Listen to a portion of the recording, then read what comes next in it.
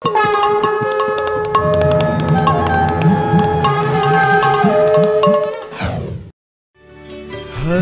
कृष्णा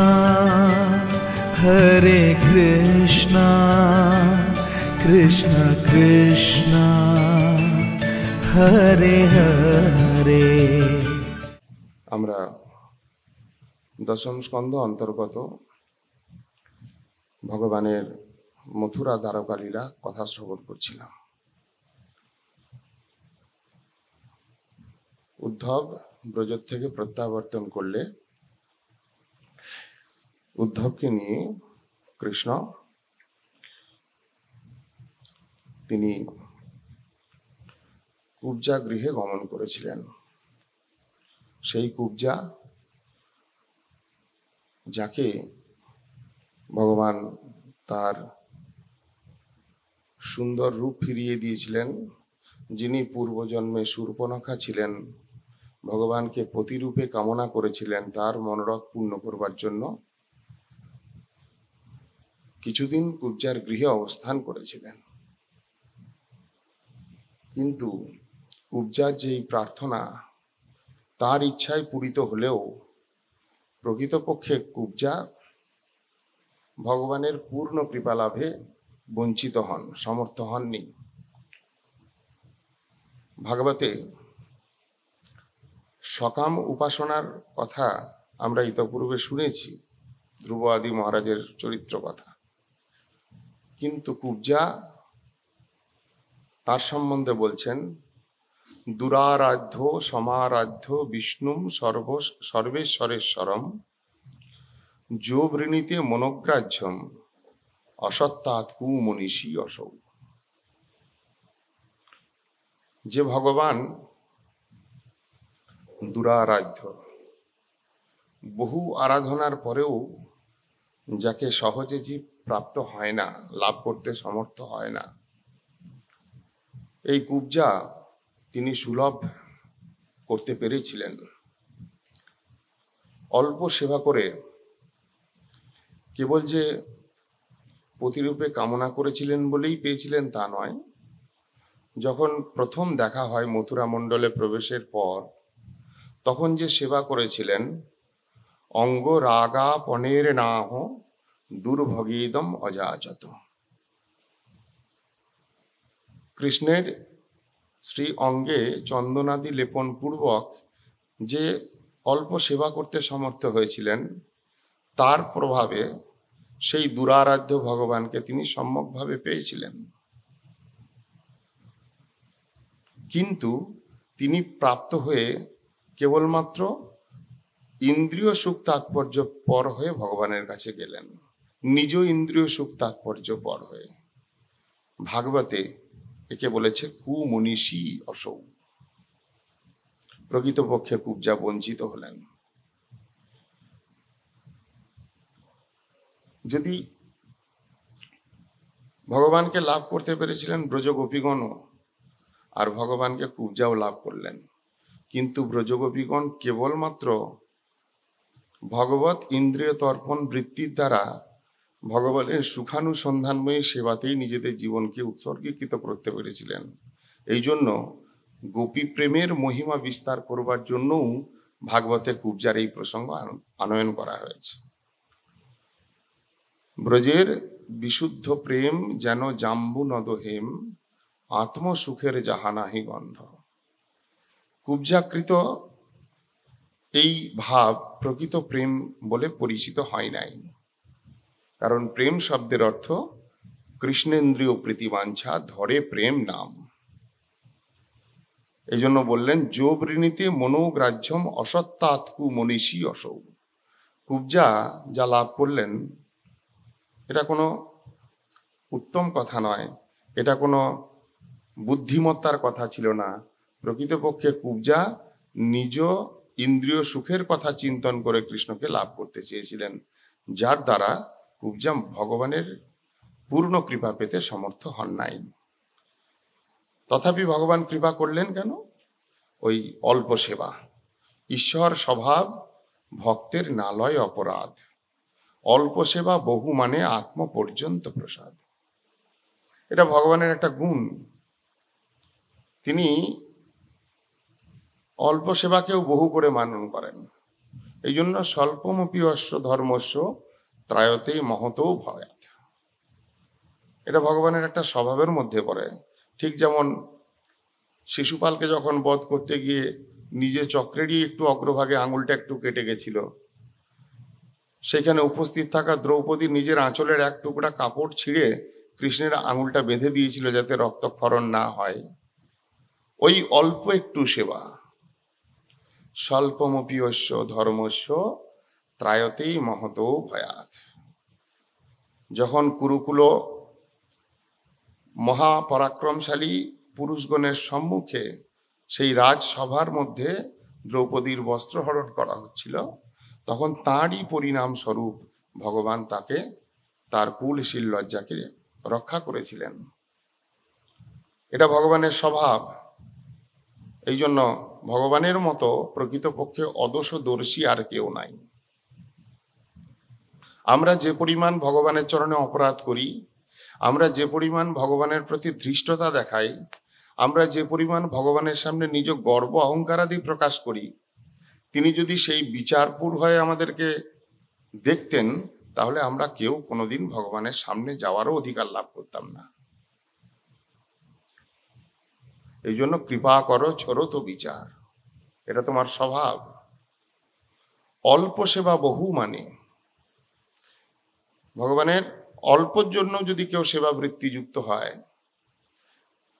যে কোনো ভাবে সেবা বৃত্তিযুক্ত হয়, যেমন পুতনা হয়েছিলেন। পুতনা স্তন কালকুট বিষ মাখিয়ে স্তনপান করাবেন করে এলেন। স্তনপান করাবেন, কৃষ্ণকে মারবেন বলে এসেছেন, কিন্তু মাতৃরূপ ধরে এলেন। অল্প ভাব, সেটাকেও কৃষ্ণ অদোষদর্শী গুণে। এই যে কৃষ্ণের অদোষদর্শিতা, যারা প্রকৃত কৃষ্ণ ভক্ত হন তারাও এই রকম গুণে গুণী হন। এই জন্য আমরা যখন তৃতীয় স্কন্ধের কথা শুনছিলাম, মাতা দেবহূতিকে লক্ষ্য করে ভগবান কপিলদেব বলছিলেন প্রকৃত সাধুর লক্ষণ কি। তার মধ্যে একটা লক্ষণ বলেছিলেন, সুহৃদ সর্বদেহী নাম। সাধু প্রত্যেক জীবের প্রতি মিত্রতা ভাবযুক্ত। উপরে যদি কোনো কঠোর ভাবও প্রদর্শন করেন, তথাপি সাধুর হৃদয়ের মধ্যে কোনো কঠোরতা থাকে না। প্রকৃতপক্ষে সাধু ওই ভগবানের গুণে গুণান্বিত হয়ে অদোষদর্শী। তাহলে সাধু এরকম ভাবে দোষ দেখেন কেন? আমাকে শাসন করেন কেন? সকলের সামনে বকাবকি করেন কেন? প্রকৃতপক্ষে সাধুর চিত্তটা এতই দয়াদ্র হয়, অল্প দোষও তিনি সহন করতে পারেন না, দোষের আভাসও সহন করতে পারেন না। ভাবেন বুঝি এই দোষের আভাস থেকে ক্রমে তার অধঃপতন না হয়, সেই জন্য এমন কড়া শাসন করেন যাতে ওই দোষটা তার মধ্যে প্রবেশ করতে না পারে। তাই কখনো কখনো কঠোর মূর্তি প্রকাশ করেন মাত্র।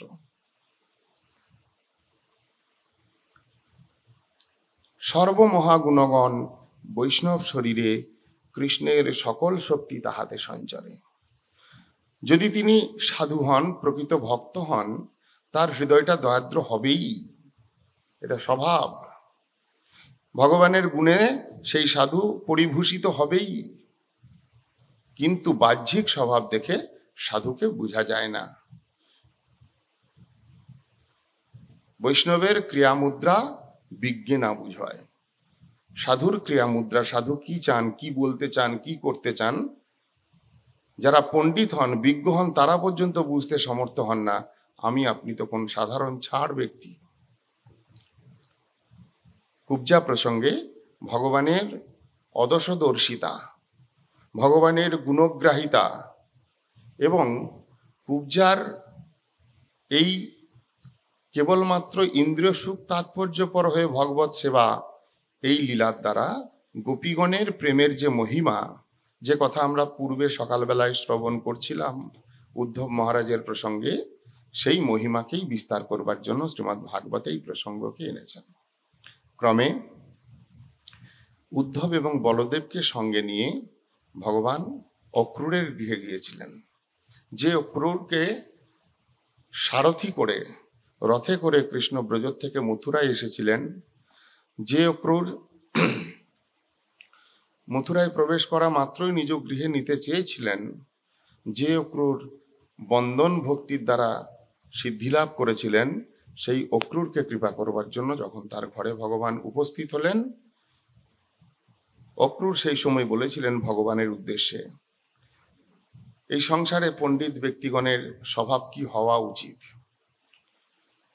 ক পণ্ডিতস্তদ অপরম শরণং সমীয়াম ভক্ত প্রিয়াদৃত গীর শ্রুহিত কৃতজ্ঞাত সর্বান দদাতি শ্রুহিত ভজতি অভিকামান আত্মানাম উপচয় অপচয় নজস্ব।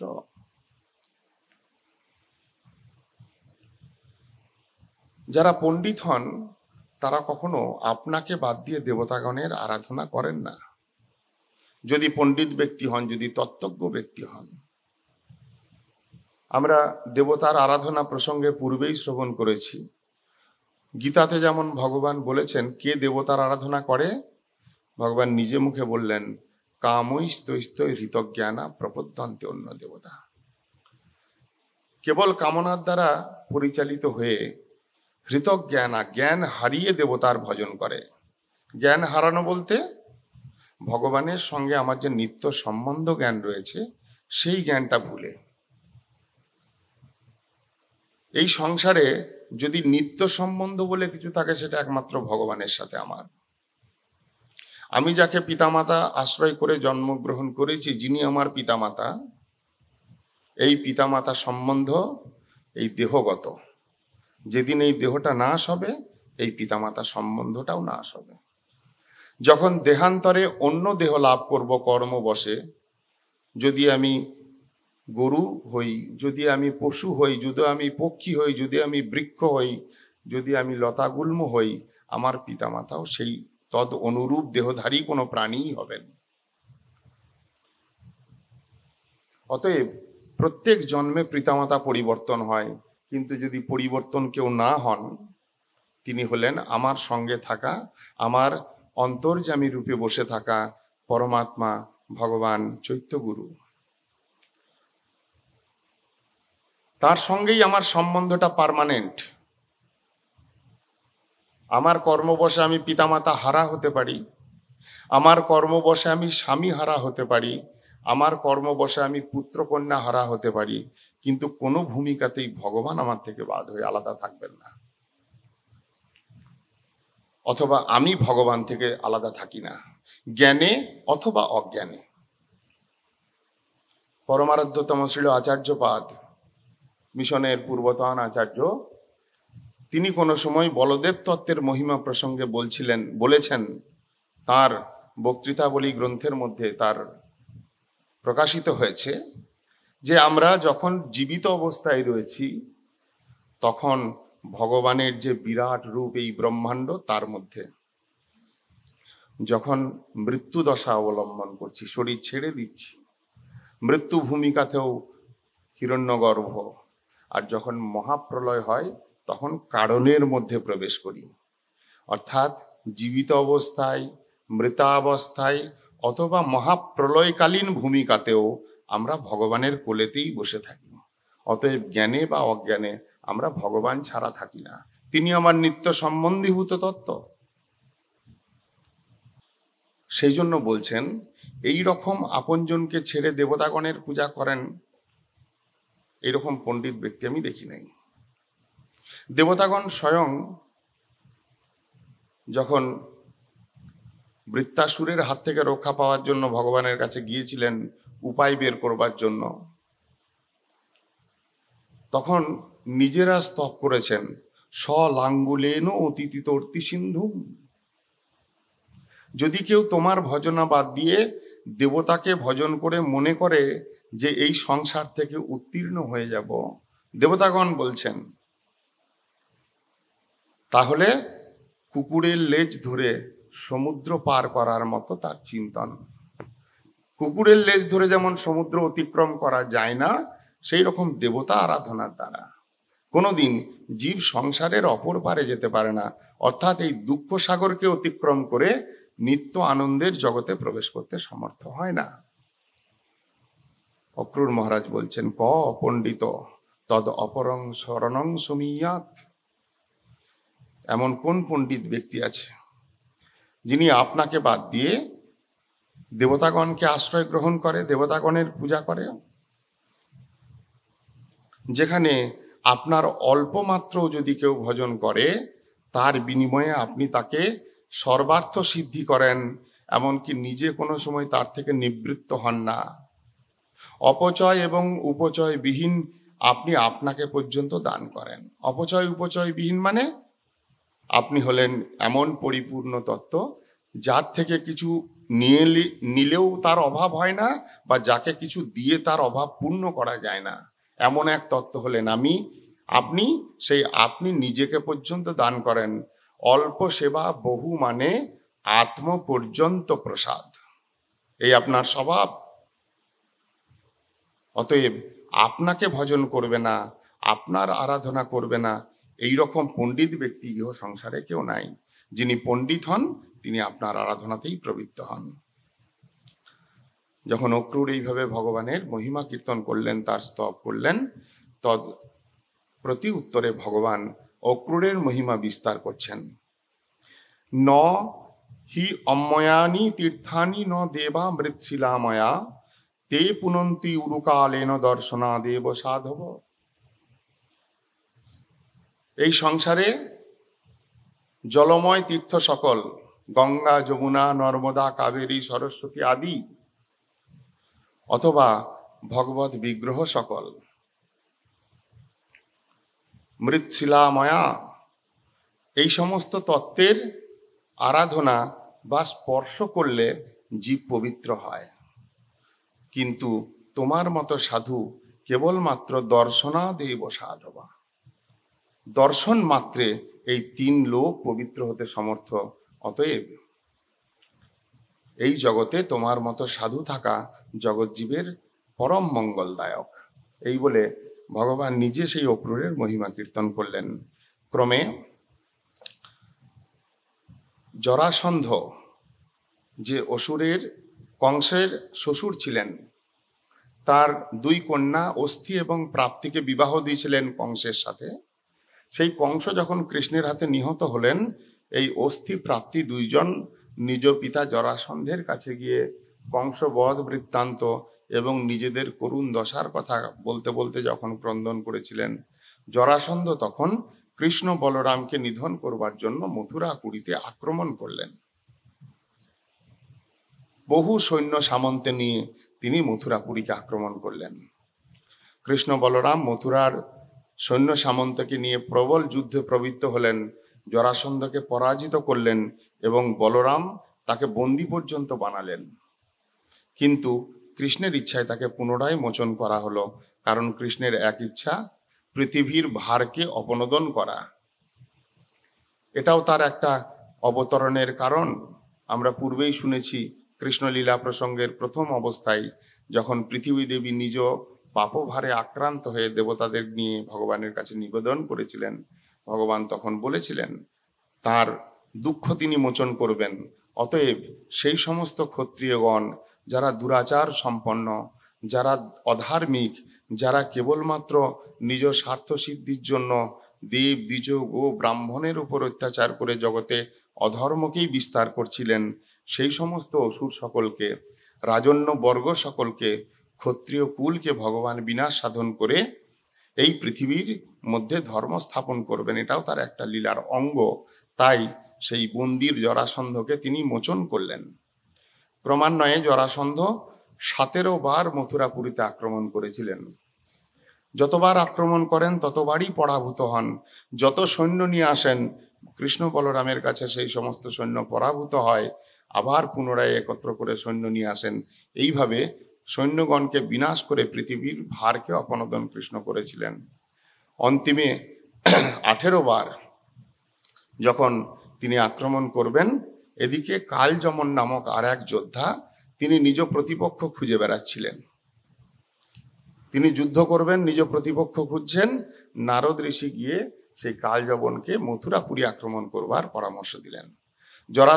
জরাসন্ধের সঙ্গে মৈত্রী করে কালযবন মথুরাপুরীকে আক্রমণ করলেন। সেই সময় ভগবান নিজ মথুরা পুরবাসীগণকে রক্ষা করবার জন্য নিজের মনোযোগে একটি দ্বারকাপুরী, সমুদ্রের মধ্যবর্তী এক পুরী নির্মাণ করলেন। দ্বারকাপুরী সমস্ত পুরবাসীগণকে তথায় প্রেরণ করলেন এবং কৃষ্ণ এবং বলরাম তাদের সঙ্গে কিছুকাল যুদ্ধ করবার পর এই কালযবন কিভাবে নিহত হবেন, ভগবান তো অন্তর্যামী, তিনি সব জানেন। তাই যেন যুদ্ধের থেকে পালিয়ে যাচ্ছেন এইরকম একটা ভাব করে কালযবনকে ক্রমে আকর্ষণ করতে করতে এক পর্বতের গুহার মধ্যে প্রবেশ করে লুকিয়ে গেলেন। সেখানে একজন ব্যক্তি, তিনি শুয়ে ঘুমাচ্ছিলেন। কালযবন বুঝতে না পেরে ভাবলেন অন্ধকার গুহার মধ্যে বুঝি কৃষ্ণ দৌড়তে দৌড়তে ক্লান্ত হয়ে এখানে এসে পড়ে ঘুমিয়ে আছেন। এই চিন্তন করে যেমনই পদাঘাত করেছেন, সেই রাজা যিনি ঘুমাচ্ছিলেন যেমনই উঠেছেন, তার চোখের দৃষ্টিমাত্রেই কালযবন ভস্মীভূত হয়ে প্রাণ ত্যাগ করেছে। এই রাজা ছিলেন মান্ধাতা তনয় মুচুকুন্দ। যে মান্ধাতার কথা আমরা নবম স্কন্ধের কথায় শুনেছিলাম, যিনি যুবনাশ্য রাজার পুত্র, যার 50টি কন্যাকে সৌভরী মুনি বিবাহ করেছিলেন, সেই মান্ধাতা তনয় মুচুকুন্দ। তিনি ছিলেন ব্রহ্মপরায়ণ, সত্যনিষ্ঠ। কোনো সময় দেব অসুরের যুদ্ধে দেবতাগণের পক্ষে যুদ্ধ করে অসুরগণকে পরাভূত করে দেবতাগণের থেকে বর পেয়েছিলেন। তিনি কি বর চেয়েছিলেন? অনেকদিন যুদ্ধ করে আমি পরিশ্রান্ত, আমি একটু ঘুমাতে চাই, আমি একটু বিশ্রাম করতে চাই। আমার যতক্ষণ বিশ্রাম না হবে তার পূর্বে যদি কেউ আমাকে তার থেকে জাগিয়ে দেয়, যেন সে আমার দৃষ্টিমাত্রেই সে ভস্মীভূত হয়। এইরকম একটা বর তিনি পেয়েছিলেন দেবতাদের। সেই বর নিয়ে এসে এখানে বিশ্রাম করছিলেন, দীর্ঘদিন ধরে নিদ্রায় অভিভূত ছিলেন। কৃষ্ণ সেটা জানতেন। সেই জন্য কালযবনকে বধ করবার জন্য কোনো রকম অস্ত্রশস্ত্র প্রয়োগ না করে এই মুচুকুন্দের দ্বারা কালযবন যখন নিহত হলো, ক্রমে ভগবান সেই রাজা মুচুকুন্দকে দর্শন দিয়ে তাকে কৃপা করেছিলেন। রাজা মুচুকুন্দ অনেক স্তবস্তুতি দিয়ে ভগবানকে সন্তুষ্ট বিধান করেছিলেন। সেই মুচুকুন্দের সব স্তবের মধ্যে একটা মুখ্য কথা, ভবাপবর্গ ভ্রমত যদা ভ্রমেত জনস্য তর্হি অচ্যুত সৎসমাগম সৎসঙ্গম জর্হি তদৈব সদ্গত পরাবরে সে তৈ জায়তে মতি। খুব সুন্দর একটি কথা বললেন, ভবাপবর্গ ভ্রমত যদা ভবেজ্জনস্য। এই সংসার চক্রে পরিভ্রমণ করতে করতে আমরা সকলেই সংসারের মায়াবদ্ধ হয়ে উচ্চাবচ জনি সকর্মবশে ধারণ করতে করতে কতদিন পরিভ্রমণ করছি এর কোনো হিসাব নেই। এই যে আজকে আমরা সাধু সঙ্গ করবার সুযোগ লাভ করছি, এই সাধু সঙ্গটা এমনি এমনি হয় না। এই সাধু সঙ্গের যথেষ্ট, তার জন্য একটা নির্দিষ্ট সময় রয়েছে। জোরপূর্বকও করা যায় না, অন্যের কথার দ্বারাও রুচি জন্মায় না। কখন হয়? ভবাপবর্গ, যখন এই সংসার চক্রে পরিভ্রমণ করতে করতে সংসার ক্ষয়োন্মুখ দশা হয়, সংসারটা শেষ হবে এইরকম একটা অবস্থা প্রাপ্ত সূচনা হয়। এই সংসার ক্ষয়োন্মুখ দশাও নিজ নিজ কর্মবশেই হয়, অথবা সাধুর অহৈতুকী কৃপা প্রভাবে হতে পারে। ভবাপবর্গ ভ্রমত যদা ভবেদ জনস্য তর্হি অচ্যুত সৎসমাগম। যখন এই সংসারে উচ্চাবচজনিতে পরিভ্রমণ করতে করতে সংসার ক্ষয়োন্মুখ দশা প্রাপ্ত হয় জীব, তখন তোমার, হে অচ্যুত, তোমার যারা সাধু, তোমার যারা ভক্ত, তাদের সঙ্গ লাভ করবার একটা সুযোগ উপস্থিত হয়। সেই সঙ্গ প্রভাবে সৎসঙ্গম জোরহি তদৈব তদ গতৌ বরাবরে এসে, সেই সাধুগণ যারা তোমাকেই চরম গতিস্বরূপ ধরে, তোমাকেই একমাত্র নিয়ন্তা স্বরূপ ধরে নিরন্তর তোমার ভজন করতে করতে ভক্তিতে উন্নীত হয়, সেই সাধুগণের সঙ্গ প্রভাবে জীব ক্রমশ তোমার কথা শুনতে শুনতে তোমার কথা বলতে বলতে, তোমার সেবা করতে করতে, ওই সাধুগণের অনুগমন করতে করতে ক্রমেতে ভক্তি লাভ করে। জীব কখন হরিভজন করতে পারে? ভাগবতে মুচুকুন্দ রাজা স্তবের দ্বারা এই তত্ত্বটি উদ্ঘাটিত হয়েছে। ভক্তি বিনোদ ঠাকুর দশমূল শিক্ষায় ঠিক এমনই কথা বলেছেন যে জীব কখন বদ্ধ থেকে মায়া মুক্ত দশা লাভ করে? যদা ভ্রামং ভ্রামং হরি রসগলদ বৈষ্ণব জনম সংপশ্যন। এই সংসারে ভ্রমণ করতে করতে হরিরসে বিগলিত বৈষ্ণবগণের যদি সম্যক দর্শন লাভ ঘটে, সম্যক দর্শন অর্থাৎ তত্ত্ব দর্শন। এমনিতে কত সাধু দেখি, আজকে সকালে কৃষ্ণলীলায় যেমন শুনছিলাম রজক বধ, সেই রজকের মতো যদি আমার দৃষ্টি হয়, আমার সামনে ভগবান আসুন, আমার সামনে সৎ মহাজন আসুন, সৎ গুরু আসুন, অথবা অধিকারী বৈষ্ণব আসুন, আমার কোনো ক্রিয়া হবে না।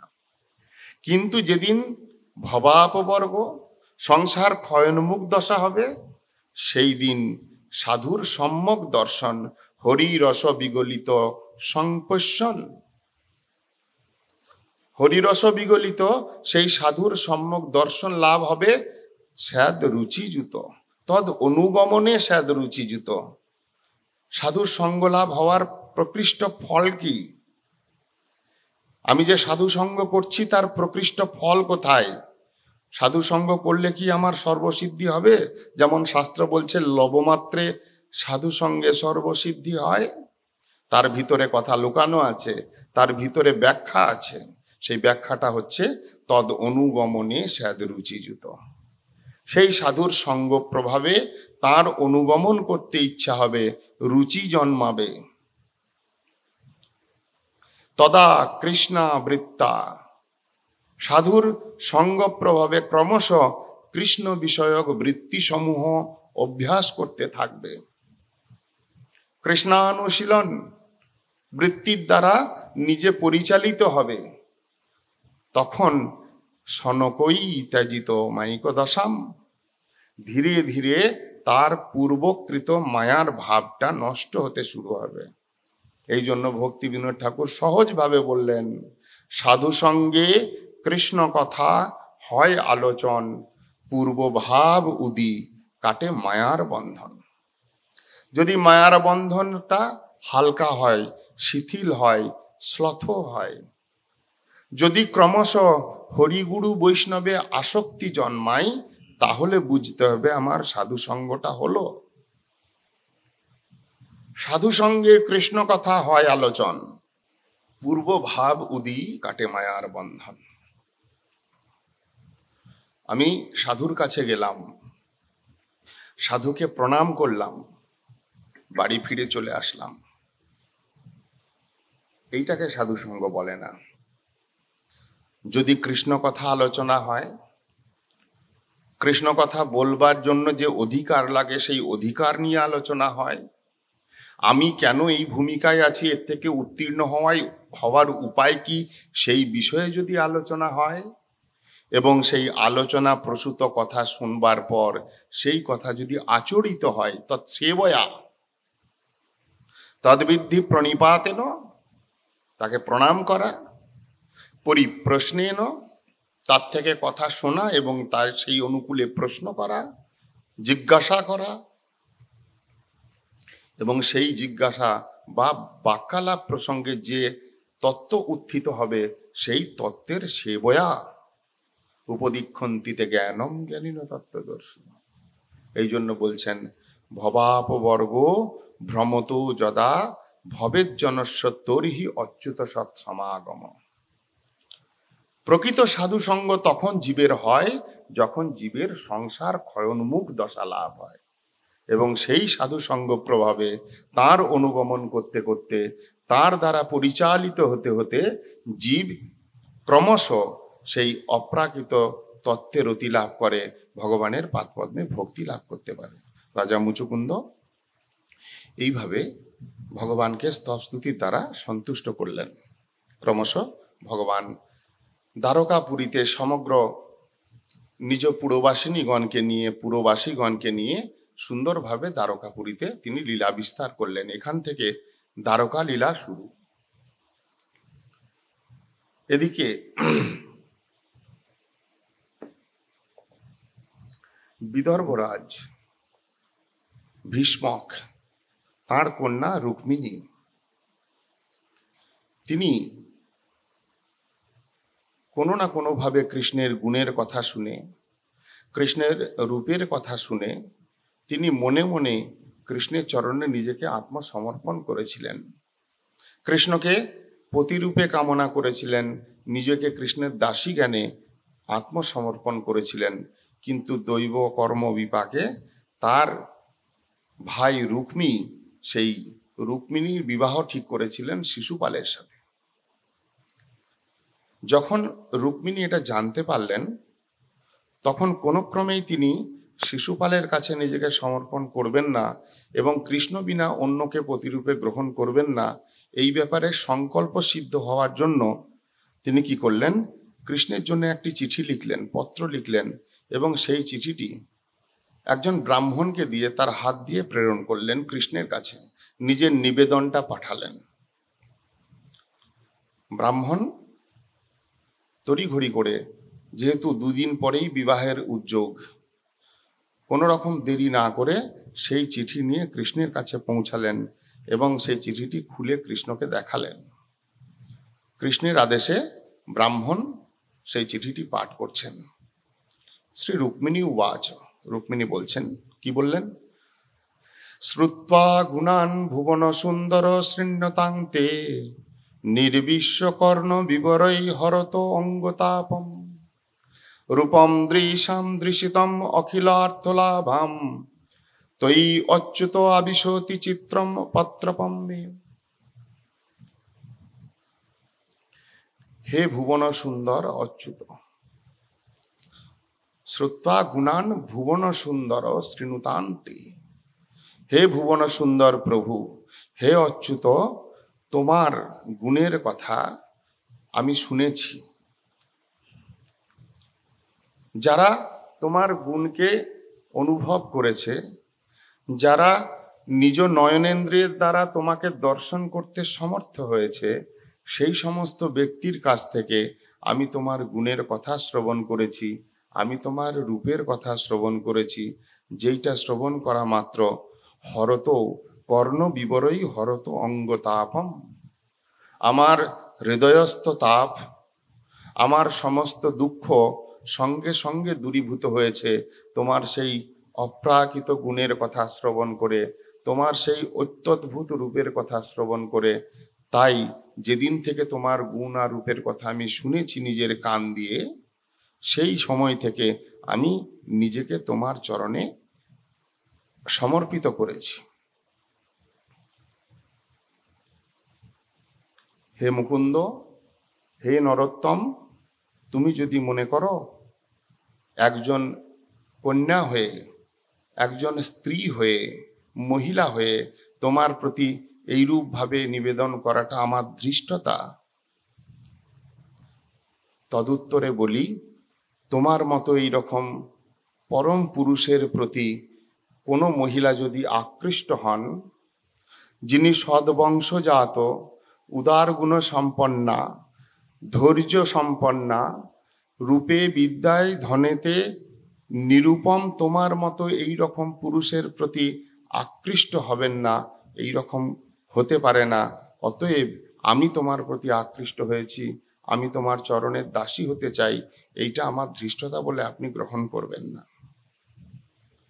আমি তোমাকে পতিরূপে বরণ করে নিজেকে আত্মসমর্পণ করেছি, অতএব আপনি এখানে এসে আমাকে পত্নী রূপে গ্রহণ করুন। আমাকে শিশুপাল বিবাহ করবে বলে আমার ভাই তার সঙ্গে বিবাহ দিবে বলে উদ্যোগ নিয়েছে, কিন্তু আপনি বনের রাজা সিংহ তুল্য আর শিশুপাল শৃগাল তুল্য। শৃগাল হয়ে সিংহের ভক্ষ্য দ্রব্য যদি গ্রহণ করে সেটা অন্যায়, সেটা আপনার কাছে নিবেদন করছি, সেই কার্যে আপনি প্রবৃত্ত হতে দিবেন না। অর্থাৎ আমি কিন্তু কোনোভাবেই শিশুপাল রূপী শৃগালের ভক্ষ্য বস্তু হতে চাই না। হে ঈশ্বর, যদি আমি পূর্বজন্মে কোনো সৎকর্মাদি করি, যদি আমার কোনো ব্রত তপস্যা আদি থেকে থাকে, যদি আমার কোনো দান পুণ্য থাকে, এবং আমি যদি কোনো তীর্থযাত্রাদির দ্বারা ভগবৎ সন্তোষার্থে কিছু ক্রিয়া করে থাকি, সেই সমস্ত পুণ্যের ফলস্বরূপ আমি আপনাকে প্রতিরূপে লাভ করতে চাই। যদি আপনি এসে আমার পানি গ্রহণ করেন ভালো, যদি আপনি আমাকে না গ্রহণ করেন, শিশুপালের আমাকে দাসী রূপে থাকতে হয়, তাহলে আমি এই প্রাণকে ত্যাগ করব। আমার পুণ্যকর্ম, আমার ব্রত তপস্যা, আমার দান আদি কর্ম যদি কম হয়ে থাকে, আমার আপনার আরাধনা যদি যোগ্যতা প্রাপ্তি না করাই, তাহলে আমি জন্ম জন্ম এইভাবে মৃত্যুবরণ করে আপনার আরাধনা করে আপনারই একমাত্র দাসী হতে চাই। সেই ততদিন পর্যন্ত আমি অপেক্ষারত থাকব। তাই আপনার কাছে আমি নিবেদন করছি। আর যদি আপনি মনে করেন আপনি কৃপা করবেন, তার উপায় আপনাকে বলছি। আজ থেকে 2 দিনের মাথায় আমার বিবাহ হবে। বিভিন্ন রাজন্যবর্গ এখানে এসেছেন, তাদের সৈন্য সামন্ত নিয়ে তারা এসেছেন। আপনি সসৈন্যযুত হয়ে আমার এই বিদর্ভ নগরের মধ্যে প্রবেশ করে সেই সমস্ত রাজন্যবর্গকে পরাভূত করে আপনি আমাকে গ্রহণ করে এখান থেকে নিয়ে রাক্ষস মতে বিবাহ করুন।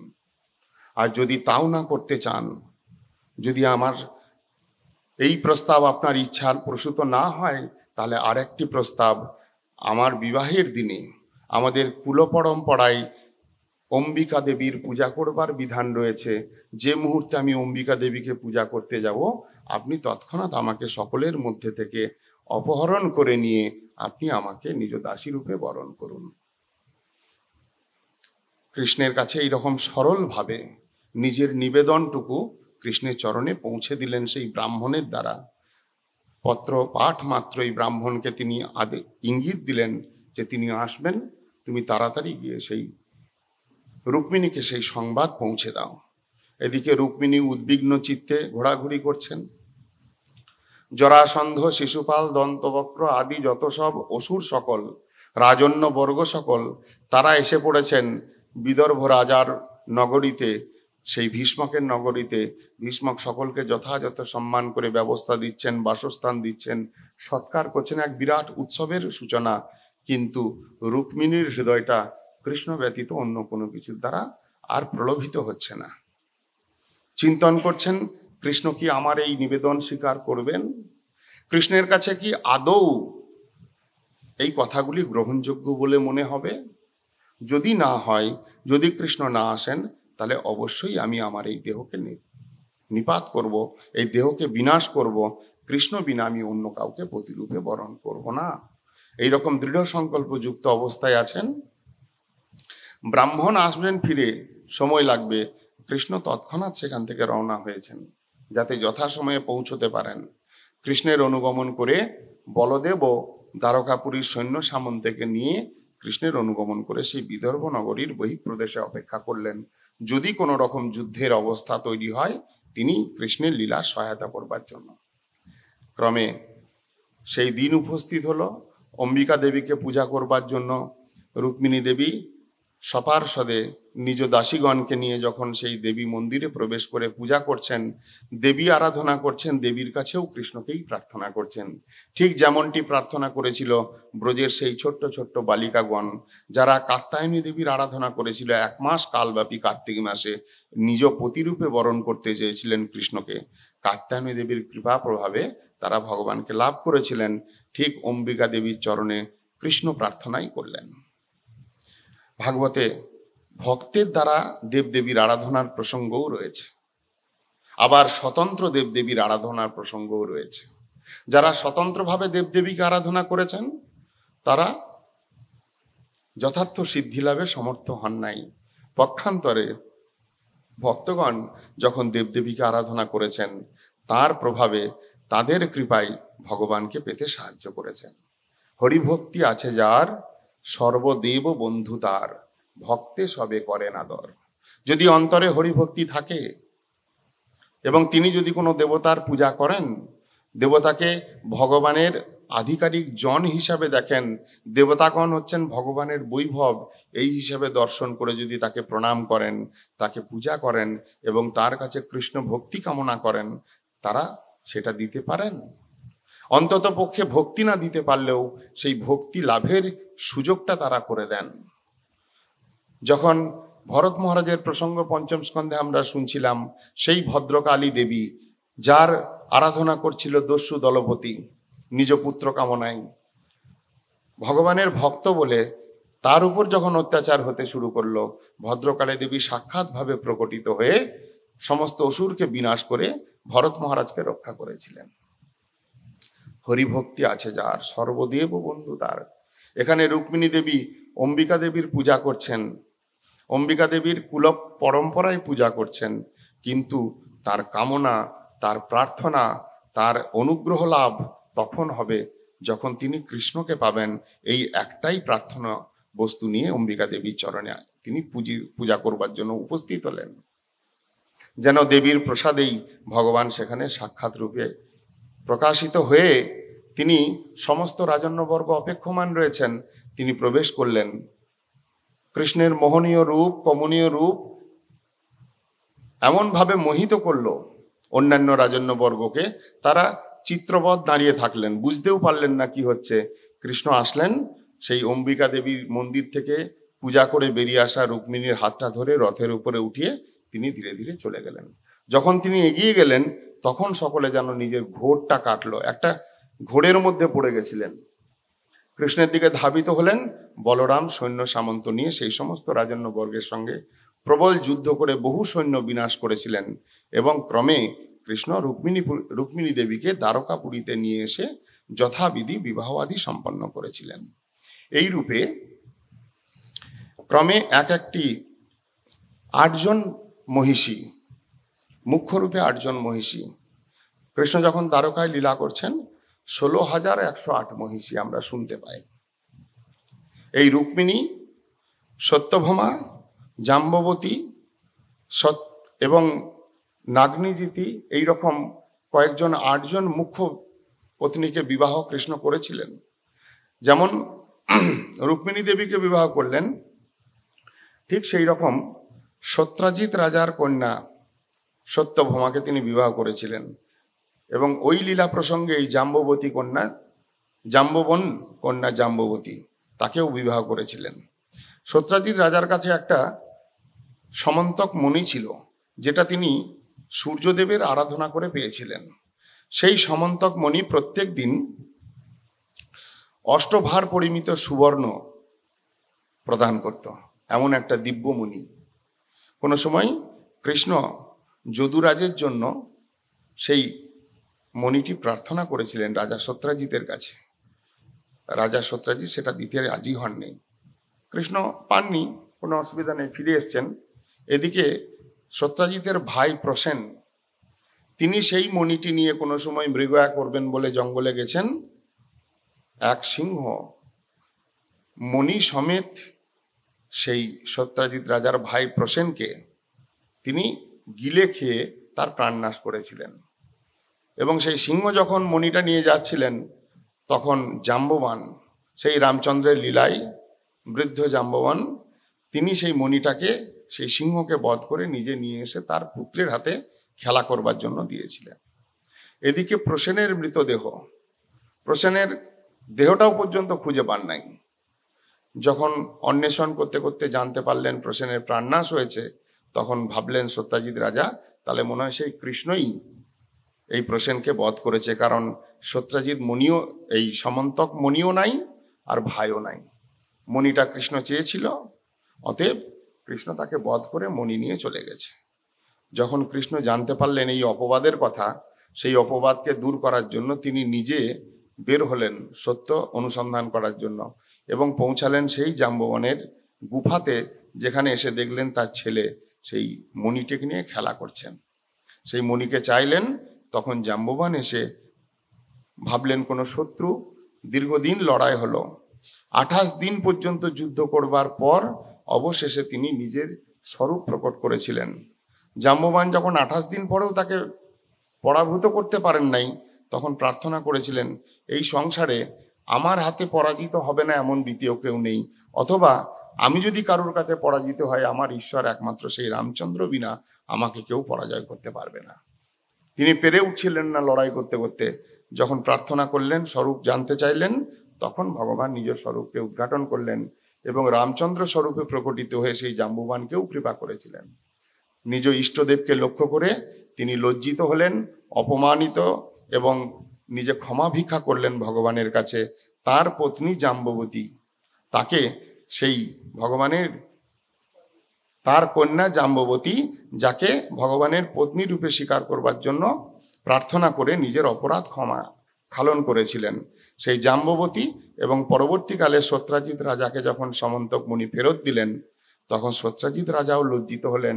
ভগবানের নামে অপবাদ দিয়েছিলেন, নিজে অপরাধ করেছেন এই জ্ঞান করে নিজ কন্যা সত্যভামাকে ভগবানের চরণে তার পত্নী রূপে অর্পণ করেছিলেন। এই রূপে ক্রমে 8 জন মহিষীকে মুখ্য রূপে তিনি বিবাহ করলেন। এবং আমরা যে 16,108 শুনতে পাই, 16,100টি কন্যা নরকাসুরের কাছে বন্দী অবস্থায় ছিল। এই নরকাসুর আর কেউ নয়, নরক প্রকৃতপক্ষে ভগবানেরই পুত্র। যখন ভগবান হিরণ্যাক্ষ বধ করেছিলেন, পৃথিবী দেবীকে বরাহ রূপে প্রকটিত হয়ে নিজ দন্তের অগ্রভাগে করে রসাতল থেকে উত্তোলন করে বসবাসযোগ্য স্থানে রেখেছিলেন। ভগবানের স্পর্শে পৃথিবী দেবীর থেকে এই নরকরূপী পুত্রের জন্ম হয়। প্রকৃতপক্ষে ভগবত অংশের জন্ম, ভগবানের পুত্র, কিন্তু অসৎ সঙ্গ প্রভাবে আসুরি বৃত্তি এর মধ্যে এসেছিল। এই জন্যে নরকাসুর। এতটাই আসুরি বৃত্তি যে সমস্ত দেশকে যখনই জয় করে এদিক ওদিক থেকে নিয়ে আসতেন, তাদের নারীগণকে পর্যন্ত এনে বন্দি করে রেখে দিতেন। এই নরকাসুরের দ্বারা বিরাটভাবে অধর্মের বিস্তার হচ্ছিল। অধর্ম বিনাশকারী প্রভু কোনো সময় নরকাসুরকে বধ করে নরকাসুরের বন্দিশালায় সেই 16,100 জন মহিষী, তাদেরকে উদ্ধার করেছিলেন। দীর্ঘদিন তারা বন্দি অবস্থায় ছিলেন। যখন বন্দি দশার থেকে মুক্ত হলেন, তখন ভগবানের কাছে নিবেদন করলেন, আমরা দীর্ঘদিন বন্দি, আমাদের আত্মীয় স্বজন বলতে কেউ নেই, তুমি বন্দির দশার থেকে মুক্ত করেছো, এটা আমাদের জন্য আনন্দের কথা, কিন্তু আর একদিকে চরম দুঃখ। আমরা বন্দি থাকলেও এই নরকাসুরের কারাগারে সুরক্ষিত ছিলাম, কিন্তু আজকে আমাদের মাথার উপরে কোনো ছাতা নেই, আশ্রয়স্থলহীন আমরা, আমাদের কিভাবে জীবন যাবে? এই রকম ভাবে যখন ভগবানের কাছে নিবেদন করলেন, তখন এই 16,108 মহিষীকে ভগবান এত স্বরূপে প্রকটিত হয়ে বিবাহ করেছিলেন। এই রূপে 16,108 মহিষী নিয়ে এক বিরাট দ্বারকাপুরীর মধ্যে বিস্তার এক সংসার তিনি প্রকাশ করলেন। ভগবানের মধুররতির ভক্তগণের মধ্যে, স্বকীয়া রসযুক্ত ভক্তগণের মধ্যে শ্রেষ্ঠ হলেন এই রুক্মিণী দেবী। কোনো সময় উপহাস ছলে একদিন ভগবান রুক্মিণীর প্রীতির পরীক্ষা নিলেন এবং সেই পরীক্ষার আড়ালে রুক্মিণীর প্রীতিরা জগতে বিস্তার করলেন, তার মহিমা বিস্তার করলেন। হঠাৎ কৃষ্ণ একদিন রুক্মিণীর সাথে তার গৃহে উপবেশন করছেন। হঠাৎ বলতে লাগলেন, কৃষ্ণ বসে আছেন, রুক্মিণী দেবী চামড়ের দ্বারা ব্যজন করছেন কৃষ্ণের সুখের জন্য। হঠাৎ কৃষ্ণ বলছেন যে, হে রুক্মিণী, তুমি, আমার মনে হয় তুমি একটা ডিসিশন জীবনে বড় ভুল নিয়েছো, তোমার একটা নির্ণয় একটা ভুল হয়েছে। কি সেটা? তুমি কেন আমাকে বিবাহ করলে? আমার থেকে অনেক যোগ্য পুরুষ ছিল, যাদেরকে তুমি বিবাহ করলে মনে হয় অধিক সুখী হতে। কেন বলছেন? আমি হলাম ধনহীন, অন্যান্য রাজন্যবর্গ আমার থেকে অনেক ধনবান, তাদের কত রাজ্য, কত সম্পদ, কত তাদের প্রজাবর্গ। সেই সমস্ত রাজন্যবর্গের তুলনায় যদি আমাকে দেখো, আমি বড় ধনহীন, অতএব আমি তোমার জন্য অযোগ্য। আবার সেই সমস্ত রাজাগণের ভয়ে আমি পালিয়ে এই সমুদ্রের মধ্যে একটা পুরী নির্মাণ করে এখানে আলাদাভাবে বসে আছি। আমার আলাদা কোনো রাজ্য নেই, অতএব আমি ভীরু, আমি কাপুরুষ, আমি হলাম নিষ্কিঞ্চন। যারা ধনবান তাদের সঙ্গে আমার কোনো মিত্রতা নাই। পক্ষান্তরে যারা গরিব, যারা দরিদ্র, তারাই আমাকে ভালোবাসে এবং আমিও তাদেরকেই ভালোবাসি। আমিও ধনবান দিগের সঙ্গে মিত্রতা করতে পারি না, অথবা অন্যান্য ধনবানগণ আমাকে খুব একটা ভালো চোখে দেখেন না। তুমি যে বংশের থেকে এসেছ, বিদর্ভরাজ, তোমার পিতা ভীষ্মক, জাতিতে, ঐশ্বর্যে, রূপেতে, গুণেতে সব দিক থেকেই তোমরা শ্রেষ্ঠ। তোমাদের সমকক্ষ আমি হতে পারি নাই, এই রকমই জগতের লোকে বলে, অন্যান্য রাজন্যবর্গ বলে। কি বলে? কেউ বলে আমাকে চোর, মাখন চোর আমার নাম। কেউ বলে রণছোড় ভগবান, জরাসন্ধের সঙ্গে লড়াই করতে করতে আমি যুদ্ধক্ষেত্র ছেড়ে পালিয়ে এসেছিলাম, অতএব আমাকে রণছোড় বলে। কিন্তু তোমাদের যে কুল, তোমাদের যে কুলের বিস্তার মহিমা, সেই তুলনায় আমি কিন্তু অনেক অযোগ্য। সম্বন্ধ সবসময় সমকক্ষের মধ্যে হওয়া উচিত। তুমি আমাকে বিবাহ করে মনে হয় একটু ঠকে গেছ। আমার দেহ, গেহ, স্ত্রী, পুত্র কোনো বিষয়ে আমার কোনো আসক্তি নেই। আমি সর্ব ব্যাপারে আমি উদাসীন। আমার এই উদাসীনতার জন্য কখনো কখনো ব্রজ গোপীগণের কাছে আমি অনেক গালিও খেয়েছি। অতএব তুমি আমাকে বিবাহ করেছ, আমার চরণে নিজেকে সমর্পণ করেছ, আমার মনে হয় তুমি ঠকে গেছ। এই রকম কথা যখন কৃষ্ণ বলতে শুরু করলেন, রুক্মিণী দেবী চামর ব্যজন করতে করতে মূর্ছিত হয়ে তার পায়ের কাছে লুটিয়ে পড়লেন। রুক্মিণী দেবী এই কথাগুলো শুনতে শুনতে তার মনে একটাই কথা হয়েছিল, একটাই ভাব এসেছিল, নিশ্চয়ই আমি কোনো অপরাধ করেছি, নিশ্চয়ই আমার সেবাতে কোনো ত্রুটি হয়েছে, কৃষ্ণ অসন্তুষ্ট হয়েছেন, এই বুঝি আমাকে তিনি পরিত্যাগ করবেন। এই পরিত্যাগ চিন্তন করে, কৃষ্ণের বিরহ চিন্তন করে সঙ্গে সঙ্গে তিনি মূর্ছিত দশা লাভ করলেন। কৃষ্ণ আস্তে ব্যস্তে তাকে জল আদি দিয়ে সুস্থ করে যখন তাকে আবার বাহ্য দশা নিয়ে আসলেন, তো রুক্মিণী তখন বলতে শুরু করলেন, হে প্রভু, তুমি বললে তুমি ধনহীন, অন্যান্য রাজন্যবর্গ তোমার থেকে অধিক ধনবান। প্রকৃতপক্ষে তুমি হলে অসম ঊর্ধ্ব তত্ত্ব। তোমার সমান্ত, তোমার ঊর্ধ্বের কথা তো পরে থাক, তোমার সমকক্ষ এই সংসারে কেউ নেই। অসম ঊর্ধ্ব তত্ত্ব তুমি, স্বয়ংতি অসাম্মাতি স্বয়। অতএব তোমার সমান কেউ হবে এটা কোনোদিন হতে পারে না। অতএব তুমি সকলের থেকেই শ্রেষ্ঠ। অতএব তুমি যে বললে অন্যান্য রাজন্যবর্গের থেকে তোমার ভিন্নতা রয়েছে, কথা সত্য। তুমি বললে রাজাদের ভয়ে তুমি সমুদ্রে লুকিয়ে আছো, পলায়ন করেছো, তাদের থেকে মুখ ঘুরিয়ে নিয়েছো। প্রকৃতপক্ষে এই সমস্ত রাজন্যবর্গ বা এই সমস্ত প্রতিষ্ঠিত সমাজে প্রতিষ্ঠিত ব্যক্তিগণ এরা সকলেই বহির্মুখ। এরা নিজ নিজ ইন্দ্রিয় তর্পণ বৃত্তির দ্বারা স্বার্থপর যুক্ত হয়ে অধর্মকে আশ্রয় করে ভগবত বহির্মুখ ভাবযুক্ত হয়ে এই সংসারে বিচরণ করেন। তুমি এই বহির্মুখ জনসঙ্গ সঙ্গে তোমার কোনো মিত্রতা নাই, এই জন্য তাদের থেকে তুমি নিজেই মুখ ঘুরিয়ে নিয়ে এসেছো। অতএব তুমি যে বলছো যে তুমি ভয়ে পালিয়ে এই সমুদ্রের মধ্যে লুকিয়ে আছো, এটা তোমার একটা কথা বলার কৌশল মাত্র। তুমি বললে ধনবানগণ তোমার প্রিয় নয়, তুমি নিষ্কিঞ্চন, এ কথাও সত্য। কারণ এই ধনীগণ কেবল মাত্র ইন্দ্রিয় পরায়ণ বৃত্তি ছাড়া অন্য কোনো কিছুর দ্বারা পরিচালিত হয় না। এই জন্য কুন্তী দেবীও বলেছিলেন, কে ভগবানকে পেতে পারে তাম্বই অকিঞ্চন গোচর। জন্ম, ঐশ্বর্য, শ্রুতশ্রী এগুলো সব অহংকার। এই অহংকার যুক্ত হয়ে নৈব অরহতি অভিদাতুম, এই সমস্ত মদেতে প্রমত্ত হয়ে কোনোদিন তোমাকে কেউ পেতে পারে না। তোমরাকে কে লাভ করে, কে তোমাকে সম্ভব করে দর্শন করতে? যিনি অকিঞ্চন। তাম্বই অকিঞ্চন গোচর।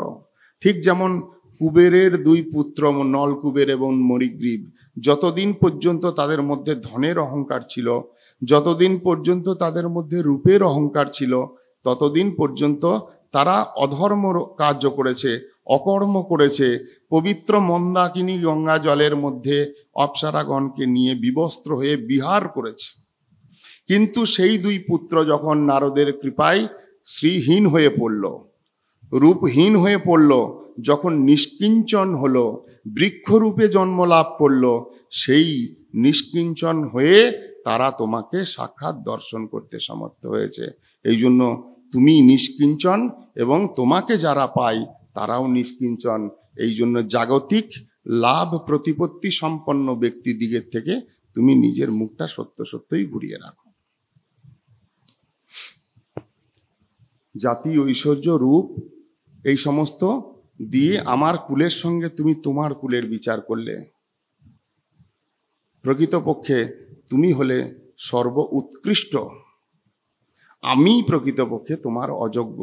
বুঝি আমার অযোগ্যতাটাকে অনুভব করাবার জন্য তুমি নিন্দা ব্যতিক্রম উক্তির দ্বারা, ব্যতিরেক উক্তির দ্বারা তুমি বুঝি আমাকে বোঝাতে চাইলে যে আমি তোমার সেবাদাসী হওয়ার মতো যোগ্যতা লাভ করি নাই। তুমি বললে আমি দেহ গেহ স্ত্রী পুত্রাদিতে উদাসীন। হ্যাঁ, সত্য সত্যই তুমি উদাসীন, কারণ তুমি হলে আত্মারাম, তুমি নিজ লাভে পরিপূর্ণ। আত্মারাম গণও তোমার সেবা করে থাকে, এমনকি স্বয়ং লক্ষ্মী দেবী যিনি সর্বৈশ্বর্য সম্পন্না, তিনি পর্যন্ত তোমার পাদপদ্মের সেবা করেন। তুমি কারোর সেবা করবে এটা তোমার প্রয়োজন হয় না, এই কারণে তুমি সর্ববিষয়ে বাহ্যিকভাবে উদাসীন। অতএব তুমি যে কথাগুলি বলেছো এগুলি সত্য, কিন্তু তুমি বললে তুমি অযোগ্য, এটা নয়, অযোগ্য আমি।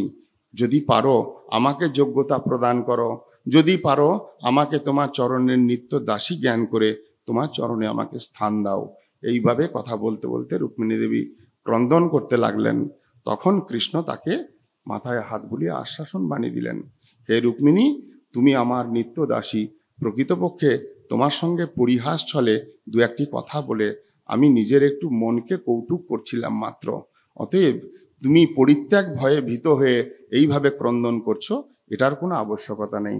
এইভাবে পরিহাস ছলে রুক্মিণী দেবীর মহিমা বিস্তার এবং তার প্রীতির পরীক্ষা ভগবান নিয়েছিলেন। যখন দ্বারকাপুরীতে ভগবান বিস্তারভাবেই লীলা করছেন, আরো এই সংসার লীলা বিস্তার করেছেন, হঠাৎ নারদ মুনির ইচ্ছা হলো, কৃষ্ণের অনেক লীলা দেখলাম, কিন্তু কৃষ্ণের গার্হস্থ লীলাটা কেমন একবার দেখে আসি। এই ভেবে তিনি দ্বারকাপুরীতে প্রবেশ করলেন। মনোরম সেই দ্বারকাপুরী, চতুর্দিক একদম মণি মুক্তা দ্বারা সুশোভিত, বৃক্ষ ফুলে ফলে পরিশোভিত, বিবিধ মনোরম জলাশয় দ্বারা সেই দ্বারকাপুরী সমুদ্র মধ্যবর্তী হয়েও এত মনোরম আকর্ষণীয়, যেখানে প্রবেশ করলেই মনে হয় এক অন্য জগতে প্রবেশ করেছি। এই দেখতে দেখতে যখন নারদমুনি ক্রমে পৌঁছালেন সেই 16,108 মহিষীদের এক একটি পুড়ে, দেখলেন প্রত্যেকটি পুড়ো মধ্যে কৃষ্ণ স্বস্বরূপে বিদ্যমান। 16,108 স্বরূপেই কৃষ্ণ প্রত্যেকটি স্ত্রীগণের মধ্যে রয়েছেন। কোনো ঘরে তিনি স্ত্রীর সঙ্গে কৌতুক নর্ম উক্তি দ্বারা নিজে একটু কৌতুক করছেন, পরিহাস করছেন। কোনো গৃহেতে তিনি বসে নিজ পুত্রগণকে নিয়ে খেলা করছেন, কোথাও বা নিজের রাজন্যবর্গের বিভিন্ন কার্যাদি সম্পাদন করবার জন্য কোনো মন্ত্রী পারিষদ এদেরকে নিয়ে আলাপ করছেন। এই রকম করে এক একটা গৃহে এক একটা পুরের মধ্যে এক একটা লীলা দর্শন করতে করতে অবশেষে তিনি যখন কৃষ্ণের কাছে নত স্বীকার করলেন, অদ্ভুত তার লীলা, অদ্ভুত তার বৈভব দেখতে দেখতে সেই কৃষ্ণের গার্হস্থ লীলা দর্শন করে নারদ মুনি বলেছিলেন, জীবস্য সংসরত বিমোক্ষণম ন জানত অনর্থবহাৎ শরীরত লীলা অবতারৈ সযশ প্রদীপকম প্রাজ্জালয়ত ত্বা তামহং প্রপদ্যে। কৃষ্ণ বলেছিলেন, হে নারদ, এই যে গৃহস্থ লীলা তুমি দেখছো, এই লীলা প্রকৃতপক্ষে মায়াময়। কৃষ্ণের মৌসল লীলা, মহিষী বিবাহ এবং অন্তর্ধান লীলা, এসব হলো মায়াময়। এর দ্বারা প্রলুব্ধ হয়েও না। আমরা সকালে কি শ্রবণ করছিলাম? সুখদেব গোস্বামীপাদ কি বলেছেন? কংস সংবাদ থেকে শুরু করে অক্রূরের ব্রজগমন এই পর্যন্তই হলো শ্রবণীয়, এই পর্যন্তই হলো কীর্তনীয়, এই পর্যন্তই হলো আরাধনার বস্তু, যেখানে কৃষ্ণের সর্ব উৎকৃষ্ট রূপমাধুরী, কৃষ্ণের সর্ব উৎকৃষ্ট বেণুমাধুরী, কৃষ্ণের সর্ব উৎকৃষ্ট পরিকর মাধুরী এবং লীলা মাধুরীর পরিপ্রকাশ ঘটেছে। সেই কথা শোনা, সেই কথা বলা, সেই কথার স্মরণ করলেই জীবের চরম মঙ্গল হবে। সুখদেব গোস্বামীপাদ বলে গেছেন। এই সমস্ত পরবর্তী যে লীলাগুলো, এইগুলো এক একটি লীলা এক একটা কার্যসিদ্ধির জন্য, অথবা যারা ভগবানেতে পূর্ণ শ্রদ্ধাবান নন, যারা ভগবানেতে সংশয়াত্মা, তাদেরকে মোহন করবার জন্য, তাদেরকে প্রকৃতপক্ষে বঞ্চনা করবার জন্য, কারণ সংশয়াত্মা চিত্ত বিশিষ্ট হয়ে ভগবানের অপ্রাকৃত লীলা কথা শ্রবণ করার অধিকার নাই, তাদেরকে বঞ্চনা করে তাদের মঙ্গল করবার জন্যই ভগবান এই সমস্ত লীলাগুলোকে প্রকাশ করে রেখেছেন। নারদকে সেই তত্ত্বটা উদ্ঘাটন করলেন। যেমন রামচন্দ্র একদিকে সীতা দেবীকে যখন রাবণ অপহরণ করে নিয়ে গেলেন, একাধারে সীতার প্রতি প্রেম, একাধারে দণ্ডকারণ্যে ঋষিগণকে কৃপা, আবার অন্য ধারে এটাও দেখালেন সীতা জ্ঞান, সীতা ধ্যান, সীতা চিন্তামণি, সীতা বিনা আমি যেন মণিহারা ফণি। স্ত্রীর প্রতি অত্যাসক্তি পুরুষের কতটা দুঃখ এনে দিতে পারে, এই ভগবানের গার্হস্থ লীলাতে এই ব্যতিরেক শিক্ষাটাও রয়েছে। যদিও এই লীলা প্রকৃতপক্ষে তত্ত্বগত হয়ে যদি কেউ শ্রবণ করে, তাহলে নিজ নিজ কর্মবন্ধন থেকে মুক্ত হয়ে ভগবৎ সেবালাভে সমর্থ হয়।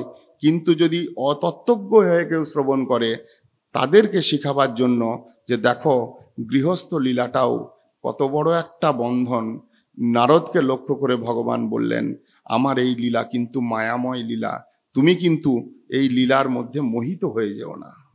কারণ দেখছেন কোন স্থানে কৃষ্ণ তার ছেলেকে স্নান করাচ্ছেন, কোন স্থানে খাওয়াচ্ছেন, কোন স্থানে নিজে বিশ্রাম করছেন। এই ধরনের সাধারণ মনুষ্যবধ লীলাগুলোকে দেখতে দেখতে নারদ যেন মায়াময় হয়ে যাচ্ছিলেন। যখন কৃষ্ণ উপদেশ করলেন, তার উপদেশ শ্রবণ করে তখন অবশেষে বললেন, জীবস্য যো সংসারত। কেন ভগবান এই সংসার লীলা করলেন? কারণ জীবগণ এই সঞ্চরণশীল সংসারের মধ্যে আসক্ত হয়ে রয়েছে। বিমোক্ষণম ন জানত, কিভাবে এর থেকে মুক্ত হতে হয় এটা তারা জানে না। অনর্থবহাৎ শরীরত, এই দেহটা যেটা অনর্থবহ, এই দেহটা যেটা অধ্রুবম কিন্তু অর্থদম, এই অনর্থবহাৎ শরীরের প্রতি আসক্ত চিত্ত হয়ে এই সংসারেতে বিচরণ করতে করতে কিভাবে এর থেকে উত্তীর্ণ হতে হয় এটা জীবগণ জানে না। তাই তাদের প্রতি করুণা পরবশ হয়ে ভগবান লীলা অবতারৈ সযশ প্রদীপকম, বিভিন্ন অবতারে বিবিধ লীলাদি করে, বা অবতারী পুরুষ কৃষ্ণ, এই যে লীলা পুরুষোত্তম কৃষ্ণ এত লীলা প্রকাশ করে গেলেন, সযশ প্রদীপকম, অন্ধকারময় এই সংসারে মায়ার কারাগৃহের মধ্যে নিজের যশ বা মহিমা বিস্তারকারী প্রদীপ প্রজ্বলন করলেন, যার দ্বারা জীব অন্ধকার থেকে দূরীভূত হয়ে নিত্য আলোকময়, নিত্য প্রকাশময় সেই ভগবানের দিকে যাত্রা করতে পারে। সেই ভগবান তা তম অহং প্রপদ্যে, সেই ভগবানকে দেখে, সেই ভগবানকে শুনে, সেই ভগবানকে যতটা না বোঝা যায় তার থেকে তার চরণে শরণাগত হলে তবেই তার তত্ত্ব অনুভূত হয়।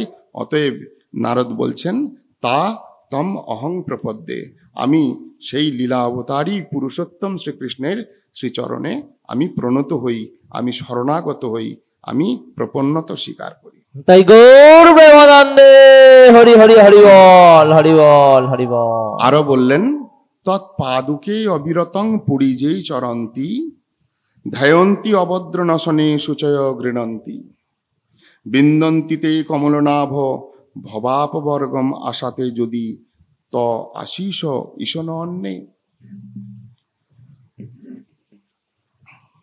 তৎপাদুকে অবিরতং পুরী যে চরন্তি, সেই ভগবানের পাদ পদ্মের যদি কেউ পরিচর্যা করে, অবিরত পুরী যে চরন্তি, নিরন্তর পরিচর্যা করে, নিজের ইন্দ্রিয় সকলকে ভগবানের পরিচর্যারূপী সেবায় নিয়োগ করে, ধ্যায়ন্তি অভদ্র নশনে সূচয় গৃণন্তি, সেই ভগবানের কথা, তার অপ্রাকৃত গুণমহিমা, অপ্রাকৃত যশের কথা যদি কেউ গান করে, যদি কেউ নিজ চিত্ত দ্বারা সেই কথাগুলিকে স্মরণ করে, তাহলে হৃদয়স্থ যে অভদ্র, হৃদয়স্থ যে সংসার রূপী রোগ, এইগুলো চিরতরে বিনাশপ্রাপ্ত হয়ে সেই জীব ভবাপবর্গ অর্থাৎ এই সংসার থেকে নিত্য মুক্ত হয়ে ভগবানের নিত্য সেবা বা বৈকুণ্ঠ গতি লাভ করতে সমর্থ হয়।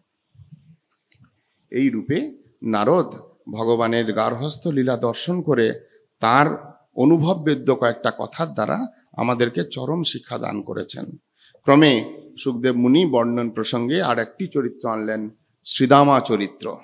কৃষ্ণের এক সখা, দরিদ্র সখা, কিন্তু বিষয় আসক্তি শূন্য, জিতেন্দ্রীয় পুরুষ, প্রশান্ত চিত্ত অর্থাৎ নিষ্কাম এবং বেদজ্ঞ প্রবর, সর্বশাস্ত্রেতে অধীত বিদ্যা অর্জন করেছিলেন।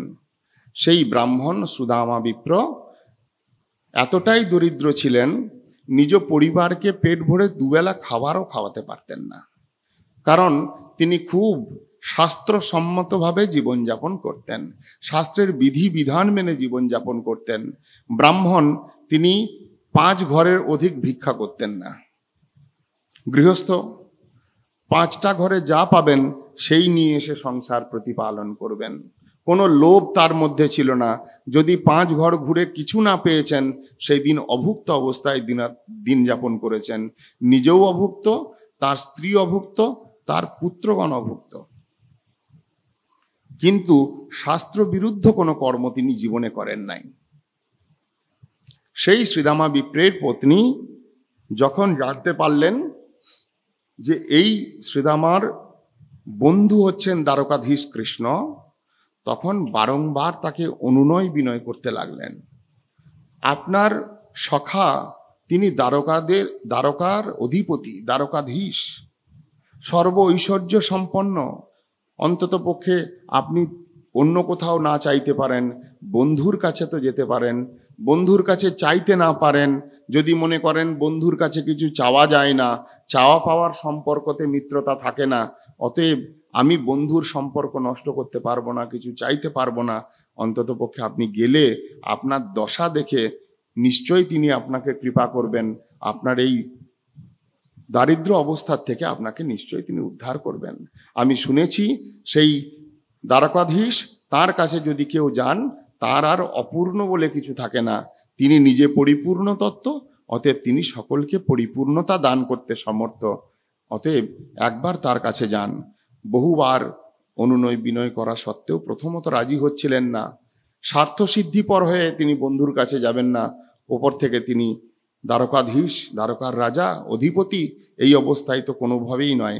কিন্তু মনে চিন্তা করলেন, এই একটা সুযোগ যেখানে ভগবত দর্শন করবার সুযোগ পেয়েছি, অতএব সেই নিজ পত্নীর অনুজ্ঞা, তার অনুনয় বিনয় রক্ষা করবার জন্য কি করলেন না, মনস্থ করলেন যে দ্বারকায় যাবেন। কিন্তু দ্বারকা এক তো রাজা, উপর থেকে মিত্র, কোনোভাবেই খালি হাতে যাওয়া যায় না। কিন্তু ঘরে কোনো বস্তু নেই যেটা নিয়ে গিয়ে তিনি দিবেন। তখন যখন নিজ পত্নীকে জানালেন, আমি খালি হাতে তো যেতে পারি না, তুমি কিছু ব্যবস্থা করো। দেখলেন ঘরের মধ্যে কিছু নেই, আর 4টে ঘরের থেকে ভিক্ষা করে কতগুলো শুকনো চাল নিয়ে আসলেন, সেইগুলো দিয়ে ভেজে চিড়া করে, শুকনো চিড়া, সেইটা একটা পুটলির মধ্যে বেঁধে সেই শ্রীদামা বিপ্রকে দিয়েছিলেন। শ্রীদামা বিপ্র বহু কষ্ট স্বীকার করে পদব্রজে তিনি ক্রমে সেই সমুদ্র মধ্যবর্তী পুরী, দ্বারকাপুরীর মধ্যে এসে উপস্থিত হলেন। যখন তিনি নিজেকে পরিচয় দিলেন কৃষ্ণ সখা বলে, প্রথমত দ্বারপালগণ তো তাকে প্রবেশ করতেই দিলেন না। তার অবস্থা দেখে তাকে মনেই হলো না যে কৃষ্ণের সখা হতে পারে, আমাদের রাজার মিত্র হতে পারে। পরবর্তীকালে যখন কোনো ক্রমে শুনতে পেলেন দ্বারপালের দ্বারা কৃষ্ণ নিজেই সেই মিত্রের প্রতি প্রীতিবশত, মিত্রের সম্বন্ধ রক্ষার্থ এবং ব্রাহ্মণ সেবার্থ তিনি কি করলেন, নিজ পুর থেকে খালি পায়ে দৌড়তে দৌড়তে এসে সেই সুদামাকে দ্বারের থেকে আলিঙ্গন করতে করতে, তাকে যথাবিধি অনুসারে সৎকার করতে করতে পুরো অভ্যন্তরে নিয়ে গেলেন। নিজে তার আসনের মধ্যে উপবেশন করালেন, নিজে ব্রাহ্মণের পা ধুয়ে সেই পাদোদক নিজে পান করলেন এবং সমস্ত পত্নীগণকে, রুক্মিণী, সত্যভামা, নাগনিজিতি, জাম্ববতী আদি পত্নীগণকে সেই ব্রাহ্মণের পাদোদক পান করিয়ে সকলের জীবনকে ধন্য করিয়েছিলেন। সেই সঙ্গে তার যে গো ব্রাহ্মণ্য হিতায়চ, এই যে তার মহিমা, এই মহিমাকে আরো ভগবান বিস্তার করলেন। ক্রমে তার সঙ্গে বসে, মিত্রের সঙ্গে বসে বিবিধ আলাপ করতে লাগলেন, বলতে লাগলেন সেই সমস্ত কথা, কিভাবে মিত্রতা হয়েছিল। অন্যান্য পত্নীগণ দেখে বড় আশ্চর্য হলেন যে এই ব্রাহ্মণ, এই দরিদ্র কি করে ভগবানের মিত্র হলো, কবে থেকে মিত্র হলো। যখন শুনতে চাইলেন তাদের কথা আলাপ প্রসঙ্গে বুঝতে পারলেন, যখন কৃষ্ণ কংস বধ করবার পর শান্তিপুনি মুনির আশ্রমে 64 দিন গিয়েছিলেন গুরুগৃহে নিজ শিক্ষা লাভ করবার জন্য, ওইখানে এই শ্রীদামা বিপ্রের সঙ্গে মিত্রতা হয়েছিল। বলতে লাগলেন, হে বন্ধু, তোমার কি মনে আছে সেই রাত্রির কথা, যেদিন আমরা সারা রাত বনের মধ্যে ঝড় বৃষ্টি অবস্থায় মাথায় করে গুরু সেবার জন্য সমিধ আহরণ করে অপেক্ষারত অবস্থায় রাত্রি যাপন করেছিলাম। বলতে বলতে বলতে সেই সমস্ত কথা বিস্তারপূর্বক কীর্তন করছেন। কোনো একদিন গুরুদেব আদেশ করেছেন যজ্ঞের জন্য সমিধ আহরণ করতে। গুরু মাতা তার পুত্রগণ যাবেন, শিষ্যগণ যাবেন যজ্ঞের উপকরণ সঞ্চয় করবার জন্য, কিছুটা খাবার বেঁধে দিয়েছেন যে তোমরা সকলে যথাসময় খেয়ে নিও। যখন তারা সেই সমস্ত শুকনো কাঠ, ফুল, ফল, পত্রাদি গ্রহণ করে সব জোগাড় করেছেন, কাঠগুলোকে একটা গাঁঠের মতো করে বেঁধেছেন, এমন সময় প্রবল ঝড় বৃষ্টি এসে এমনভাবে সেই বনের মধ্যে এক দুর্যোগের সৃষ্টি করলো, কোনো ক্রমেই তারা সেখান থেকে বাইরে বেরোতে পারছিলেন না। অপেক্ষা করছিলেন যদি এই দুর্যোগটা বন্ধ হয় তাহলে আমরা গুরুগৃহে ফিরবো। ক্রমে সন্ধ্যা হলো, সন্ধ্যার পর রাত্রি হলো, সারা রাত্রি অতিক্রম করে গেল। সেই কৃষ্ণ, বলরাম এবং সেই সুদামা বিপ্র মাথার মধ্যে সেই কাঠের বোঝাটাকে নিয়ে একটা গাছের ডালের উপরে বসে সারা রাত্রি যাপন করেছিলেন।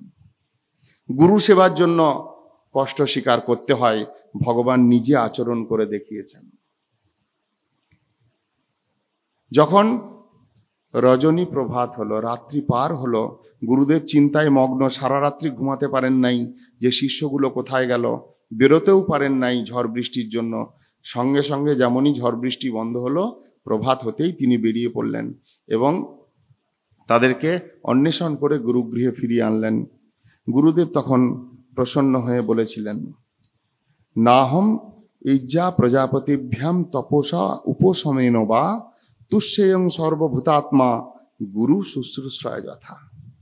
হে শিষ্যবর্গ, তোমরা যেটা আজকে করেছ এটা গুরু সেবার জন্য করেছ। গুরু সেবার মহিমা স্বয়ং ভগবান কীর্তন করেছেন। ভগবান বলেছেন, সর্বভূত অন্তর্যামী আমি ঈশ্বর।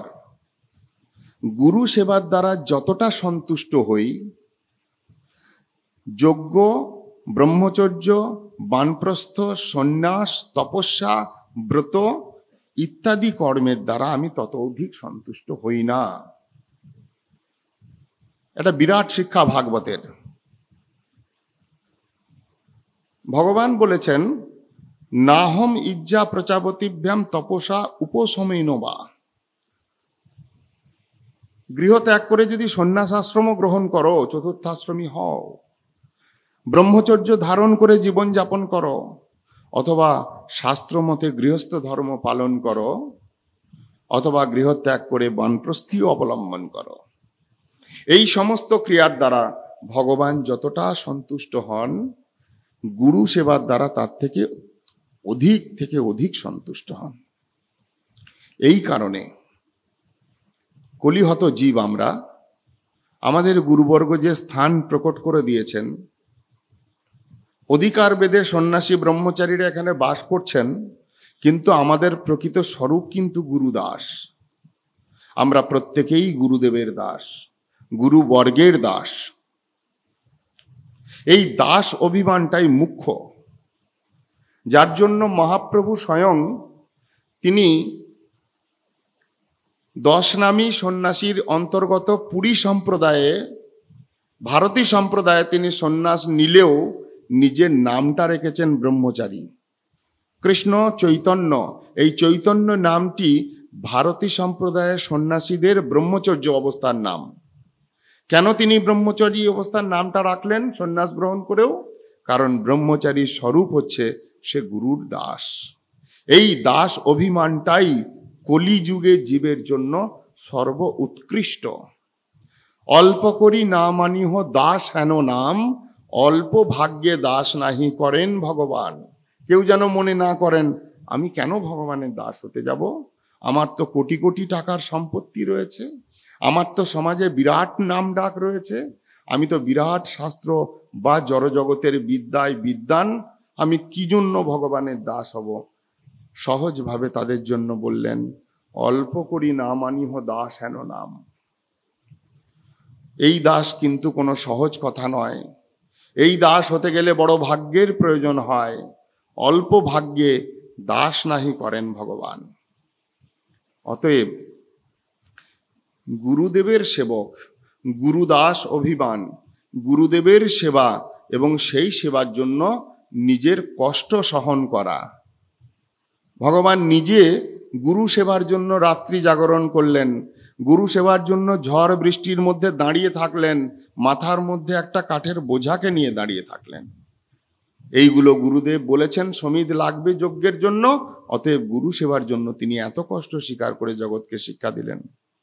সেই জন্য এই শিক্ষা গুরু সেবার দ্বারা ভগবান যতটা সন্তুষ্ট হন, অন্য কোনো কর্মের দ্বারা হন না।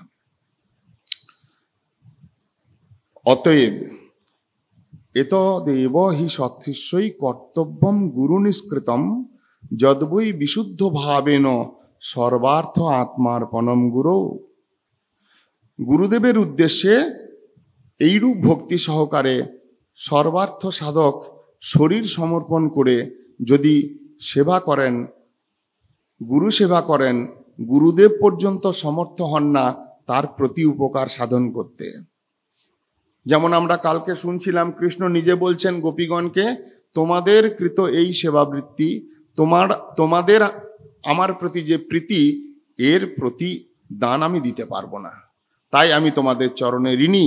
সেই রকম যদি কেউ গুরুদেবের জন্য, গুরু সেবার জন্য নিজের সর্বস্ব সমর্পণ করে, সব থেকে প্রিয় যে শরীরটা সেইটা পর্যন্ত দিয়ে দেয়, সেই শরীর দিয়ে গুরুদেবের সুখের জন্য নিরন্তর সেবারত থাকে, গুরুদেব তার প্রতি এতটাই প্রসন্ন হন যে গুরুদেব সেই শিষ্যের হৃদয়ের মধ্যে গুরুদেবতাত্ম হয়ে বসে থাকেন। অন্তর্যামী রূপে, চৈত্য গুরু রূপে ভগবান গুরু স্বরূপে প্রকটিত হয়ে সেই শিষ্যকে পরিচালিত করেন, তার বুদ্ধিবৃত্তিকে নিয়ন্ত্রণ করেন এবং তাকে নিরন্তর হরিসেবার যোগ্য সেবক তৈরি করে দেন।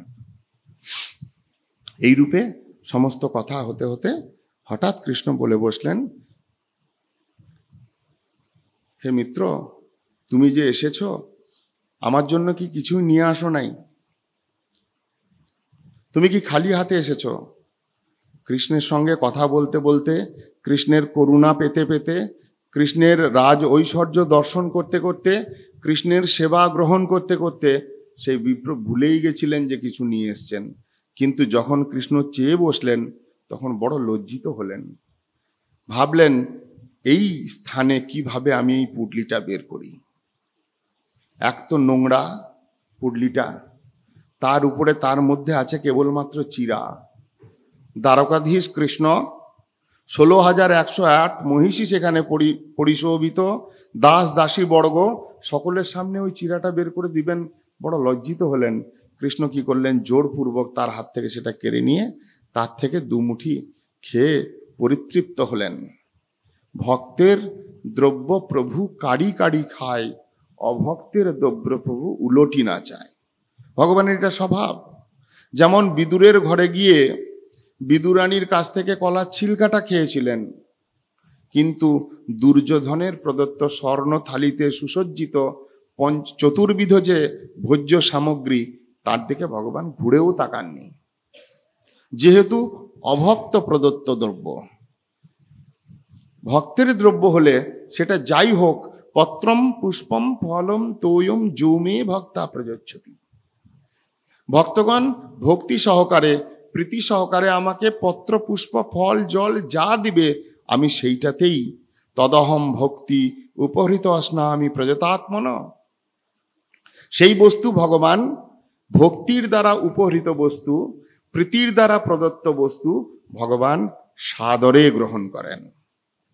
এই জন্য যখন বিদুরের স্ত্রীর দ্বারা প্রযুক্ত সেই কলার ছিলকাগুলো খাচ্ছিলেন, যেই মুহূর্তে বিদুর এসে দেখেছেন ছিলকা খাওয়াচ্ছেন, হায় হায় কি সর্বনাশ করলে বিদুরানী, তুমি কৃষ্ণকে কি খাওয়ালে, কলাগুলোকে রেখে দিয়ে ছিলকাগুলো খাওয়ালে। ততক্ষণে বিদুরানীর বাহ্য দশা এসেছে, দেখে বড় লজ্জিত হলেন, দুঃখিত হলেন, কলাগুলোকে পুনরায় খাওয়াতে গেলেন। কৃষ্ণ বললেন, আমার তো পেটটা ভরে গেছে। বিদুর আসার পূর্বে যা তিনি খেতে দিয়েছেন সেটা একমাত্র প্রীতি ছিল, সেই প্রীতিটাই আমার বস্তু। ভগবান তিনি ভাবগ্রাহী জনার্দন। নিতাই গৌর প্রেমানন্দে হরি হরি হরি বল, হরি বল, হরি বল। ভক্তের ভাব, ভক্তের প্রীতি, ভক্তের ভক্তিটা গ্রহণ করেন, নাকি জড়ীয় দ্রব্যসমূহ গ্রহণ করেন। দ্রব্য তো কেবল একটা মাধ্যম, দ্রব্য তো একটা উপলক্ষ। সেই দ্রব্য দিয়ে, এই জন্য আমাদের গুরুবর্গ কি বলেন, বিরাট মহোৎসব করছো, বিরাট আয়োজন করেছ, বহু ভক্ত সমাগম হয়েছে, বহু হরিকথার ব্যবস্থাপনা হয়েছে, কিন্তু কোনো কর্মের মধ্যে যদি প্রীতি সংযুক্ত না হয়, কীর্তনটা করছি তাতে প্রীতির অভাব, হৃদয়ের অভাব, রান্নাটা করছি সেটা প্রীতিযুক্ত হয়ে সম্বন্ধ বশত করছি না, মালাটা গাঁচ্ছি অথবা আলপনাটা দিচ্ছি, অথবা নাট্যমন্দির এবং শ্রীমন্দির আদি মার্জন করছি, অথবা ঠাকুরের বাসনটা মাজি, অথবা তার জন্য সবজি আমান্য করি, অথবা তার জন্য ভিক্ষা করে নিয়ে আসি, এই সমস্ত সেবার মধ্যে কি প্রসঙ্গ সেবা, কি পরিচর্যা সেবা, যদি প্রীতিটা যুক্ত না হয়, প্রীতি অনুসৃত না হয়, হৃদয়ের রসটা না মাখানো যায়, তাহলে সেই বস্তু ভগবান গ্রহণ করেন না, উল্টে সেটার দিকে চেয়েও তাকান না। এই জন্য শ্রীদামা বিপ্রের সেই আনিত দ্রব্য ভগবান কেড়ে কেড়ে খেলেন, দুবার তিনবার খেলেন, পেট ভরে খেলেন। পেট কি ভরল, নিজের হৃদয় ভরে তিনি খেলেন। ক্রমে রাত্রি এইভাবে অতিক্রান্ত হলে পরদিবসে ভগবানকে প্রণতি করে তার কাছে আশীর্বাদ ভিক্ষা করে সেই ব্রাহ্মণ হৃদয় প্রসন্ন হয়ে তিনি প্রত্যাবর্তন করছেন, ফিরে আসছেন, নিজ গৃহের দিকে ফিরছেন। ফিরতে ফিরতে কেবল কৃষ্ণের করুণার কথা, কৃষ্ণের স্নেহের কথা, কৃষ্ণের সেই ব্রাহ্মণগণের প্রতি সেবা প্রবৃত্তির কথা এবং তদ অনুগত শক্তিবর্গ, সেই সমস্ত মহিষীগণ কি রূপে তারা কৃষ্ণের শিক্ষায় শিক্ষিত হয়ে সেবা পরায়ণা, এইগুলোর কথাই চিন্তন করতে করতে আসছিলেন। কাহম দরিদ্র পাপিয়ান ক কৃষ্ণ শ্রীনিকেতন ব্রহ্ম বন্ধুরীতি স্মাহম বাহুভ্যাম পরিরম্বিত। সেই বিপ্র গত দিবসের কথা চিন্তন করে করে তার হৃদয়টা দ্রবীভূত হয়ে যাচ্ছিল। কাহম দরিদ্র পাপিয়ান, কোথায় আমি একজন দরিদ্র, একজন পাপী, একজন সংসারের নিকৃষ্ট কীট, ক কৃষ্ণ শ্রীনিকেতন, কোথায় সেই কৃষ্ণ যিনি কিনা সাক্ষাৎ লক্ষ্মীপতি সদৃশ।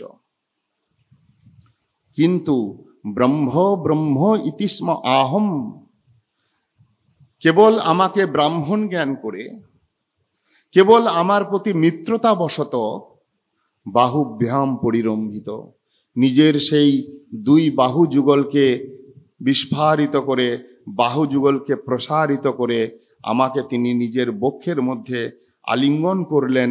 দুই বাহু ধরে আমাকে শক্ত করে চেপে ধরে আমাকে আলিঙ্গন করে আমার জীবনটাই ধন্য করে দিলেন। কি অপ্রাকৃত তার মহিমা! এই কথা চিন্তন করতে করতে যখন ফিরে আসছেন, কৃষ্ণ যে তাকে কিছু ধন দিবেন অথবা তার পত্নী যে পাঠিয়েছিল তাকে কৃষ্ণের কাছে কিছু আনার জন্য, এই কথাটাই মাথার থেকে পরিপূর্ণভাবে সরে গেছে।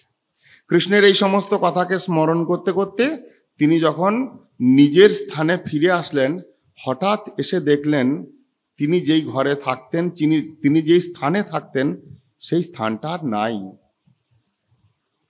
তিনি চিন্তন করলেন, ছোট্ট একটা কুটিয়া, আমার পরিবার সেখানে ছিল, বিরাট এক অট্টালিকা দেখা যাচ্ছে, মনে হয় কিছু দুর্যোগ বা দুর্ঘটনা বশত সেই পরিবার বা সেই ঘরটার সব নষ্ট হয়ে গেছে। ভাবতেছিলেন কি হলো। এমন সময় সেই পুরো অভ্যন্তর থেকে এক নবযৌবনা সুশীলা সুন্দরী রমণী দাসীগণকে নিয়ে তার সামনে এসে তাকে প্রণাম করলেন। তিনি প্রশ্ন করলেন, হে দেবী, কে আপনি, আমাকে প্রণাম করছেন? তিনি চিনতেও পারলেন না যাকে তিনি দেবী বলে ডাকছেন তিনিই তার পত্নী।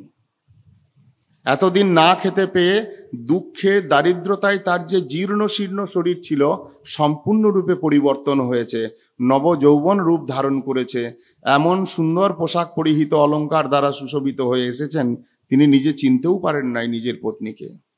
যখন পরিচয় দিলেন তখন তিনি আর আলাদাভাবে আশ্চর্যান্বিত হলেন না। তখনও তিনি কৃষ্ণের অপ্রাকৃত স্নেহের কথাই স্মরণ করছিলেন। কিন্তু যখন ভিতরে প্রবেশ করলেন, সেই দেবী তাকে নিয়ে গেলেন, দেখলেন এক অট্টালিকা, এক বিরাট রাজপ্রাসাদ এবং ধন জন সব কিছু দ্বারা পরিশোভিত। কোথায় এতদিন দরিদ্রতায় একটা কুটিরের মধ্যে বসবাস করছিলেন, বিরাট এক রাজ ঐশ্বর্যের মধ্যে পড়ে গেলেন। এই সমস্ত দেখে তিনি একদিকে কৃষ্ণের করুণার কথা আর একদিকে নিজেকে বঞ্চিত বলে মনে করতে শুরু করলেন। আমরা পূর্বেই শ্রবণ করেছি, নাম অপরাধের ফলে সংসার আসক্তি হয়। তিনি শাস্ত্রজ্ঞ ছিলেন, তিনি শুদ্ধ ভক্ত ছিলেন, তিনি কৃষ্ণের মিত্র ছিলেন। অতএব বুদ্ধির তার ভ্রম হলো না। নিজ পত্নীকে হাতে ধরে জমিতে বসিয়ে, মাটিতে বসিয়ে তাকে বোঝালেন, দেখো, এ যা কিছু দেখতে পাচ্ছ এটা কোনোটাই আমাদের কিন্তু ভোগ্য বস্তু বলে গ্রহণ করবে না। এসব কৃষ্ণ প্রসাদ জ্ঞানে এইগুলোকে প্রণাম করবে, কৃষ্ণের প্রসাদ জ্ঞানে কৃষ্ণের স্নেহটাকে অনুভব করবে এবং যথাযোগ্য যতটুকু প্রয়োজন ততটুকুই গ্রহণ করবে, বাকি কোনো বস্তুর প্রতি আসক্ত চিত্ত হবে না। এসব ভগবানের কৃপা বা ভগবানের প্রসাদ জ্ঞানে এগুলোকে প্রণাম করা ছাড়া আমাদের আর কোনো রাস্তা নেই। যদি কোনো ক্রমে ভুলবশতও এদের মধ্যে কোনো রকম ভোগাসক্তি আমার চিত্তে উদিত হয় বা তোমার চিত্তে উদিত হয়, তৎক্ষণাৎ আমরা ভগবানের কৃপা থেকে বঞ্চিত হব।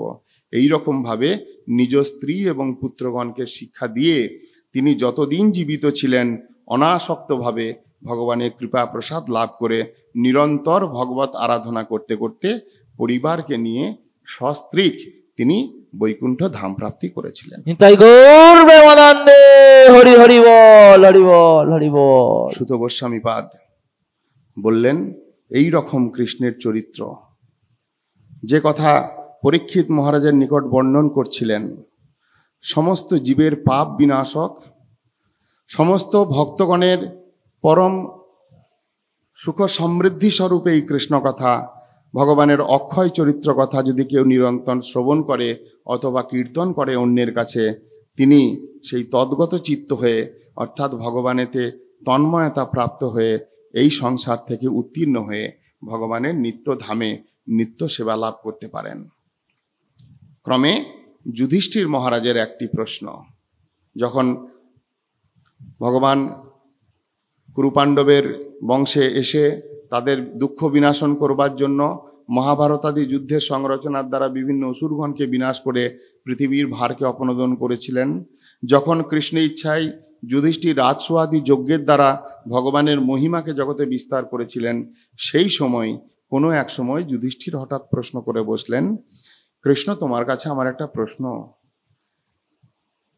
তোমার এই গুণকথা, তোমার এই মহিমা কথা শ্রবণ কীর্তনের দ্বারা জীবের যে চরম মঙ্গল লাভ হয়, এটা শাস্ত্রে বা মহাজনগণ বারবার কীর্তন করেন, তথাপিও এই সংসারের লোকেরা তোমায় কেন ভজন করে না?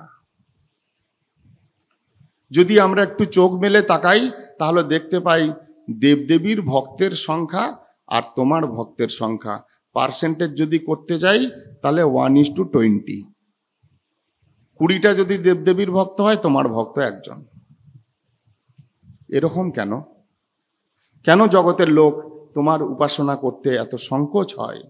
কেন তোমার দিকে এগোতে চায় না? যেখানে তোমার কৃপা লাভ করলে আর কিছু পেতে বাকি থাকে না, সেইখানে কেন তোমার দিকে ভগবানের ভজন করতে জগতের জীব ইচ্ছা বিশিষ্ট হয় না? তদ উত্তরে ভগবান বললেন, যস্যাহম অনুগৃহ্ণামি হরিষ্যে তদ্ধনং শনৈ তত অধনং ত্যজন্তি অস্য স্বজনা দুঃখ দুঃখিতম। বলে এর একটা বিরাট গোপন রহস্য আছে, কেন আমার ভজন করে না। কথাটা খুব সত্য। যস্যাহম অনুগৃহ্ণামি হরিষ্যে তদ্ধনং শনৈ, আমি যাকে কৃপা করি, যাকে আমি অনুগ্রহ করি, তার যত কিছু ধন আছে সবগুলোকে আমি হরণ করে নিই। এইটাই আমার স্বভাব। যদি বলো কেন? কারণ যতক্ষণ জাগতিক ধন থাকবে, ওই ধনের পিছনে তার জনও থাকবে। জন থাকলেই তার সঙ্গ হবে, তার আসক্তি হবে। অতএব যতক্ষণ জাগতিক সঙ্গেতে আসক্তি, ততক্ষণ আমার দিকে এগোতে পারবে না। অতএব আমার দিকে আকর্ষণ করার জন্য আমি যখন তাকে কৃপা করতে শুরু করি, হরিষ্যে তদ্ধনং শনৈ, একে একে সমস্ত ধন তার হরণ করে নিই। তত অধনং, যখন সে ধন হারা হয়, যখন সে প্রতিপত্তি হারা হয়, যখন সে প্রতিষ্ঠা শূন্য হয়, যখন তার প্রভাব কমে যায় জগতে, তত অধনং ত্যজন্তস্য স্বজনা, তার স্বজনগণ তাকে ক্রমে ক্রমে ত্যাগ করে চলে যায়। তত দুঃখ দুঃখিতম, কেন তাকে ধরে আঁকড়ে পড়ে থাকবে? ঠিক যেমন গজেন্দ্র মোক্ষণ লীলে আমরা শ্রবণ করছিলাম, এক গজ, যিনি তার প্রভাবের দ্বারা বিরাটভাবে ত্রিকূট পর্বতে এক বিস্তার করেছিলেন নিজের প্রভাবকে, তার ছত্রছায়ায় তার পরিবারবর্গ সুখে বাস করছিল। কিন্তু যেদিন হুহু নামক গন্ধর্ব, সেই নক্র, তাকে আক্রমণ করলো, ক্রমে পরিবারবর্গ ছেড়ে চলে গেল। তত অধনম ত্যজন্তস্য স্বজনা দুঃখ দুঃখিতম। এই সংসারটা স্বার্থপরের সংসার, যেখানে স্বার্থের আঘাত লাগে নিজ জনগণ এক মুহূর্তে পরিত্যাগ করে বেরিয়ে চলে যান। সেই রকম দুষ্ট সঙ্গ থেকে রক্ষা করবার জন্য যখন বলি মহারাজের প্রসঙ্গ আমরা শুনছিলাম, ভাগবতে তো বহু কথা, 7 দিনে কেন 7 জন্মেও শেষ করা সম্ভব নয়। বলি মহারাজ যখন ভগবানের বরুণ পাশে বন্ধন দশা লাভ করেছিলেন, যখন বলি মহারাজের ত্রিপাদ ভূমি দিতে অসমর্থ হয়েছিলেন, 2 পদের দ্বারা সবকিছুকে আবৃত করে নিয়েছিলেন ভগবান, তখন বরুণ পাশে যখন বলি মহারাজকে বাঁধলেন, তখন তার কিছু সেনাগণ আক্রমণ করবার অল্প প্রয়াস করেছিলেন। যেমনই ভগবানের প্রভাব লক্ষ্য করলেন, সব তাকে ছেড়ে ছুড়ে পালিয়ে গেলেন। সেইখানে বলেছেন স্বজনাক্ষ দস্যু, ভাগবতের শব্দ। স্বজন নামক দস্যু, যাদেরকে আমরা আপনজন বলে মনে করি, যেমন দস্যুর কাজ হচ্ছে আমার কাছে যা কিছু আছে সব কেড়ে বুড়ে নিয়ে আমাকে সর্বস্ব হারা করে ছেড়ে দেবে। যদি আমার কাছে ধন না থাকে, আমি যদি দরিদ্র হই, কোনোদিন দস্যু আমার কাছে আসবে? কেউ আসবে না, জানে এর কাছে গিয়ে কোনো লাভ নেই। আমাদের শাস্ত্রে এই রকম ভাবে আমাদেরকে তত্ত্বজ্ঞান দিয়েছেন। ভগবান বলছেন তত অধনম ত্যাজন্তস্য স্বজনা দুঃখ দুঃখিতম। ওই দুঃখী ব্যক্তিকে দেখে, অধন ব্যক্তিকে দেখে নিজের স্বজনবর্গই তাকে পরিত্যাগ করে চলে যাবে। যখন সব কিছু ছেড়ে যাবে সেই ব্যক্তিটিও তখন ঐকান্তিকভাবে আমার চরণে শরণাগত হতে পারবে। এইটাই হলো আমার অনুগ্রহের লক্ষণ। এই জন্য, এই একাকিত্বের জন্য, এই সব কিছু কেড়ে নি বলে তত্ত্ব তো যারা আমাকে অনুভব করতে সমর্থ হয় না, তারা আমার ভজন করতে পারে না। যস্যাহম অনুগৃহ্ণামি হরিষ্যে তদ্ধনম শনয়। এই বলে একটা সুন্দর উপাখ্যান আনলেন যে দেখো, দেবতা পূজা করলে তার লাভ যত তাড়াতাড়ি হয়, গ্যারেন্টিও তত তাড়াতাড়ি শেষ হয় সেই লাভের। আমরা যেমন আজকালকার দিনে দোকানে গেলে কি দেখি, কি সুন্দর কাপড়ের দোকানে লেখা থাকে, ফ্যাশনের যুগে গ্যারেন্টির আশা করিবেন না। যত সুন্দর সুন্দর কাপড় চোপড় দেখতে পাচ্ছেন, খাদির কাপড়গুলো দেখতে অত সুন্দর নয়, কিন্তু টেকসই বেশি। আমরা কি করি, ওইগুলো পরি, খাদিগুলো পরি, ওই ফ্যাশনেবল কাপড়গুলোই পরি, ওটাতেই রুচি। লেখাই থাকে ফ্যাশনের যুগে গ্যারেন্টির আশা করিবেন না। নিয়ে যান, আজকে কালকে ফেটে গেলে আমার কাছে আসবেন না দোকানে। দেখতেই ভালো, গুণে মানে দেখবেন না, উপর থেকে দেখুন। ভগবান একটা বৃকাসুরের উপাখ্যান আনলেন। শকুনি নামক এক অসুরের পুত্র বৃক। কোনো সময় তার ইচ্ছা হয়েছিল পার্বতীর গুণে মুগ্ধ হয়ে পার্বতীকেই পত্নী রূপে লাভ করতে চেয়েছিলেন। এখন কিভাবে লাভ করবেন, কোন দেবতার আরাধনা করলে শক্তি পাবেন এবং কোন দেবতা তাড়াতাড়ি সন্তুষ্ট হবে, এই যখন অন্বেষণ করছেন, নারদ এসে বলে গেলেন দেবতাগণের মধ্যে একমাত্র শিবজি আছেন যিনি সবচেয়ে তাড়াতাড়ি সন্তুষ্ট হন। আশুতোষ ভগবান অত্যধিক তাড়াতাড়ি সন্তুষ্ট হন। অতএব তুমি যদি তার আরাধনা করতে শুরু করো, আমার মনে হয় তাড়াতাড়ি সিদ্ধি লাভ হবে। চিন্তা করলেন এ তো বেশ ভারী মজা, আমি যাকে পত্নী রূপে পেতে চাই তারই স্বামীকে আরাধনা করতে হবে। ঠিক আছে, আশুতোষের ভজন শুরু করলেন। খুব তীব্রভাবে তাকে সন্তুষ্ট করবার জন্য তাকে বেলপত্র, ধুতরা ফুল এই সমস্ত দিয়ে দিয়ে আরাধনা করতে লাগলেন। দেখলেন 2-3 দিন পেরিয়ে গেল, কোনো সারা শব্দ নেই। তখন কি করতে লাগলেন, নিজের শরীরের থেকে মাংসপিণ্ড তুলে তুলে যজ্ঞে দিতে লাগলেন। তাও যখন হচ্ছে না, শেষ পর্যন্ত ঠিক করেছেন যে নিজের মস্তক কেটে, আরে শিবজি যদি না আসে অন্তত পক্ষে এমন কার্য করে যাব যাতে জগতের লোক আর শিব পূজাই না করে। লোকে জানুক যে শিবের আরাধনা করেছিলাম, শিব আসে নাই, একটা সাধক তার প্রাণ পর্যন্ত দিয়ে দিয়েছে তথাপি শিব আসে নাই। এই বলে যখন নিজের মস্তকটা ছেদন করবেন, শিব তড়িঘড়ি করে উঠে নেমে এসছেন। বাপরে বাপ, সর্বনাশ, কি হয়েছে বাবা, তোমার কি এমন কামনা বাসনা হয়েছে যে তুমি কি লাভ করতে চাও যে নিজের প্রাণ পর্যন্ত বিনাশ করতে চেয়েছ? বলে আমি বেশি কিছু চাই না, যার মাথায় হাত দেব তিনি যেন তৎক্ষণাৎ ভস্মীভূত হয়ে যান। শিবজি তো ভোলা, আগে পিছে অত ভাবেন না। বৈষ্ণব তারা তো চিন্তা কিসের, বাবা এটাতে নিয়ে যদি তুই সন্তুষ্ট হোস, আচ্ছা ঠিক আছে তুই তাই নে।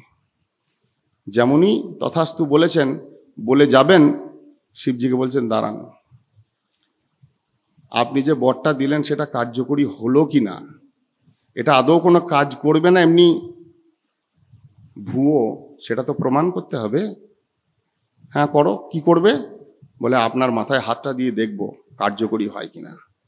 শিবজি বললেন মহা ফাঁপড়ে, সর্বনাশ করেছে। এ যদি আমার মাথায় হাত দিয়ে আমাকেই বধ করার পরিকল্পনা করে, এই জন্যই তার এত তীব্র সাধনা। বুঝতে পারলেন, শিবজি নিজে প্রাণ নিয়ে ছুটতে শুরু করলেন। পিছনে পিছনে বৃকাসুর দৌড়চ্ছে, আর শিবজি দৌড়তে দৌড়তে ভগবত স্মরণ করছেন। তিনি তো এমনিই ভগবত স্মরণ করেন নিরন্তর।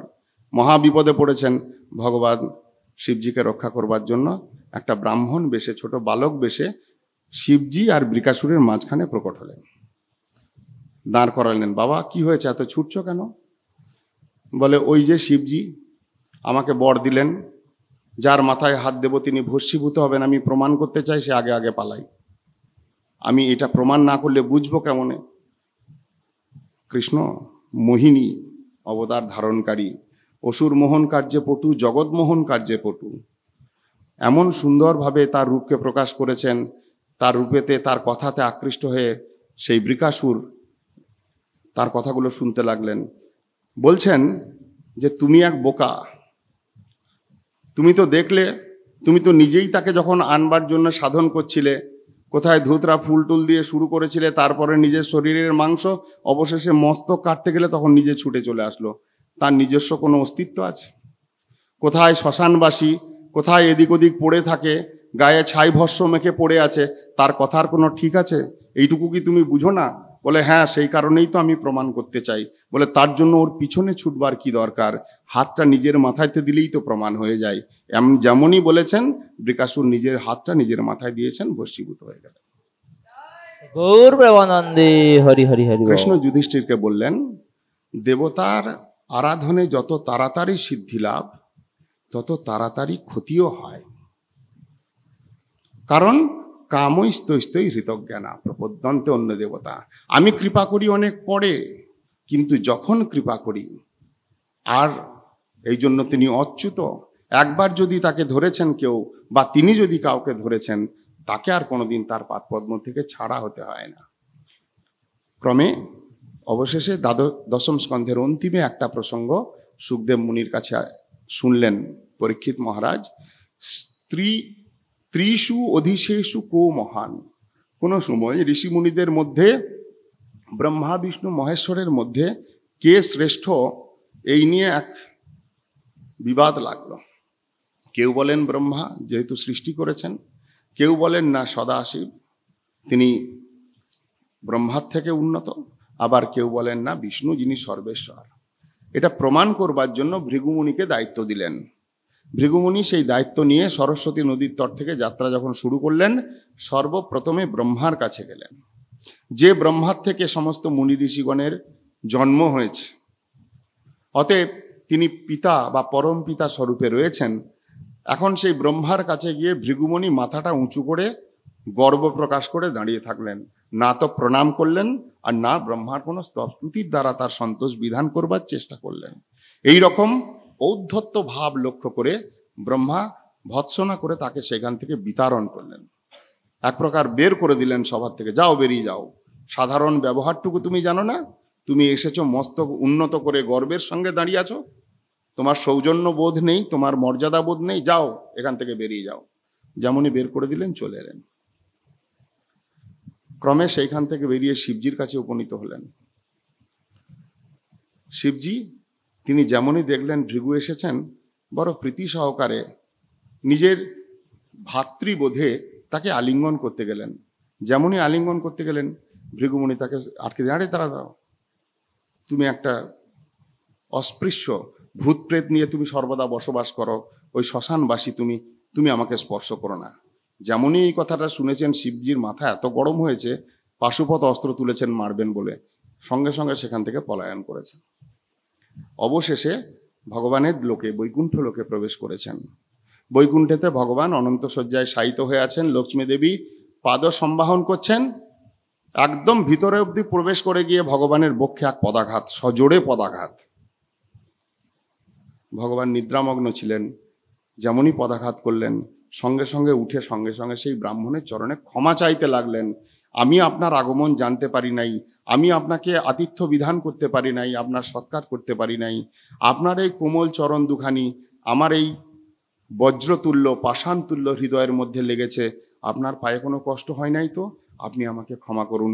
এই বলে যখন ভগবান বলতে লাগলেন, ভৃগুমুনি ভগবৎ চরণে প্রণত হয়ে নিজকৃত কর্মের জন্য ক্ষমা ভিক্ষা করলেন এবং তিনি বললেন তার আশার অভিপ্রায় কি। অবশেষে সেইখান থেকে এসে ঋষি সমাজের মধ্যে সমস্ত কিছু বৃত্তান্ত বলে তিনি বুঝিয়ে দিলেন ত্রিদেবের মধ্যে কোন দেব অধিক মহান। এই যে ভগবানের বক্ষে পদাঘাত, এই চিহ্নটা ভগবান স্নেহবশত রেখে দিলেন। এই জন্য শ্রীবৎস লাঞ্ছন, ভগবানের যে অঙ্গের শোভা বর্ণন করা হয়, মুকুটধারী, শঙ্খচক্র গদা পদ্মধারী, বৈজয়ন্তী মালা, কৌস্তুভ মুনি এবং শ্রীবৎস লাঞ্ছন, ভক্তের ওই চরণ চিহ্নটা ভগবান ধারণ করে রেখে দিলেন। এমন তিনি, তার স্বভাব এমন। সেটা কেবলমাত্র পরীক্ষার জন্য যে করেছেন তা নয়, যা ঘটেছে লীলাটাকে সঞ্জীবিত রাখার জন্য। এই ভগবানের দ্বারা, এই লীলার দ্বারা বিষ্ণুই যে তিনজনের মধ্যে অধিক মহান সেইটা প্রকাশিত করলেন। প্রসঙ্গক্রমে এই যে আমরা তিরুপতি বালাজি দর্শন করি, তিরুপতি বালাজি হচ্ছেন সেই ভগবান যিনি বক্ষের মধ্যে ভৃগুর লাথি খেয়েছিলেন। কেন তিনি এখানে নেমে আসলেন? কারণ যারা তিরুপতি বালাজি দর্শন করেছেন তারা জানেন কিনা, যেখান থেকে যেতে হয় তিরুপতি শহর থেকে, সেখানে মহালক্ষ্মীর মন্দির রয়েছে। লক্ষ্মী দেবী এই লীলাটা দর্শন করলেন, লক্ষ্মী দেবী ভিতরে ভিতরে ক্রোধিত হলেন, অভিমানিনী হলেন। আমার প্রভুকে এইভাবে পদাঘাত করলো, আর প্রভু কিনা তার কাছে ক্ষমা ভিক্ষা করলো, এটা তিনি সহ্য করতে পারলেন না।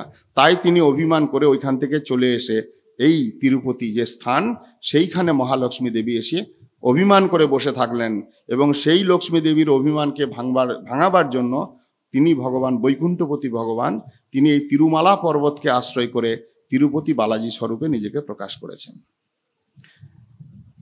এইভাবে দশম স্কন্ধের কথা যখন প্রায় শেষের দিকে, সুখদেব মুনি অবশেষে কৃষ্ণের জয়গান করে এখানে কৃষ্ণের লীলা কথাকে সমর্পণ করছেন।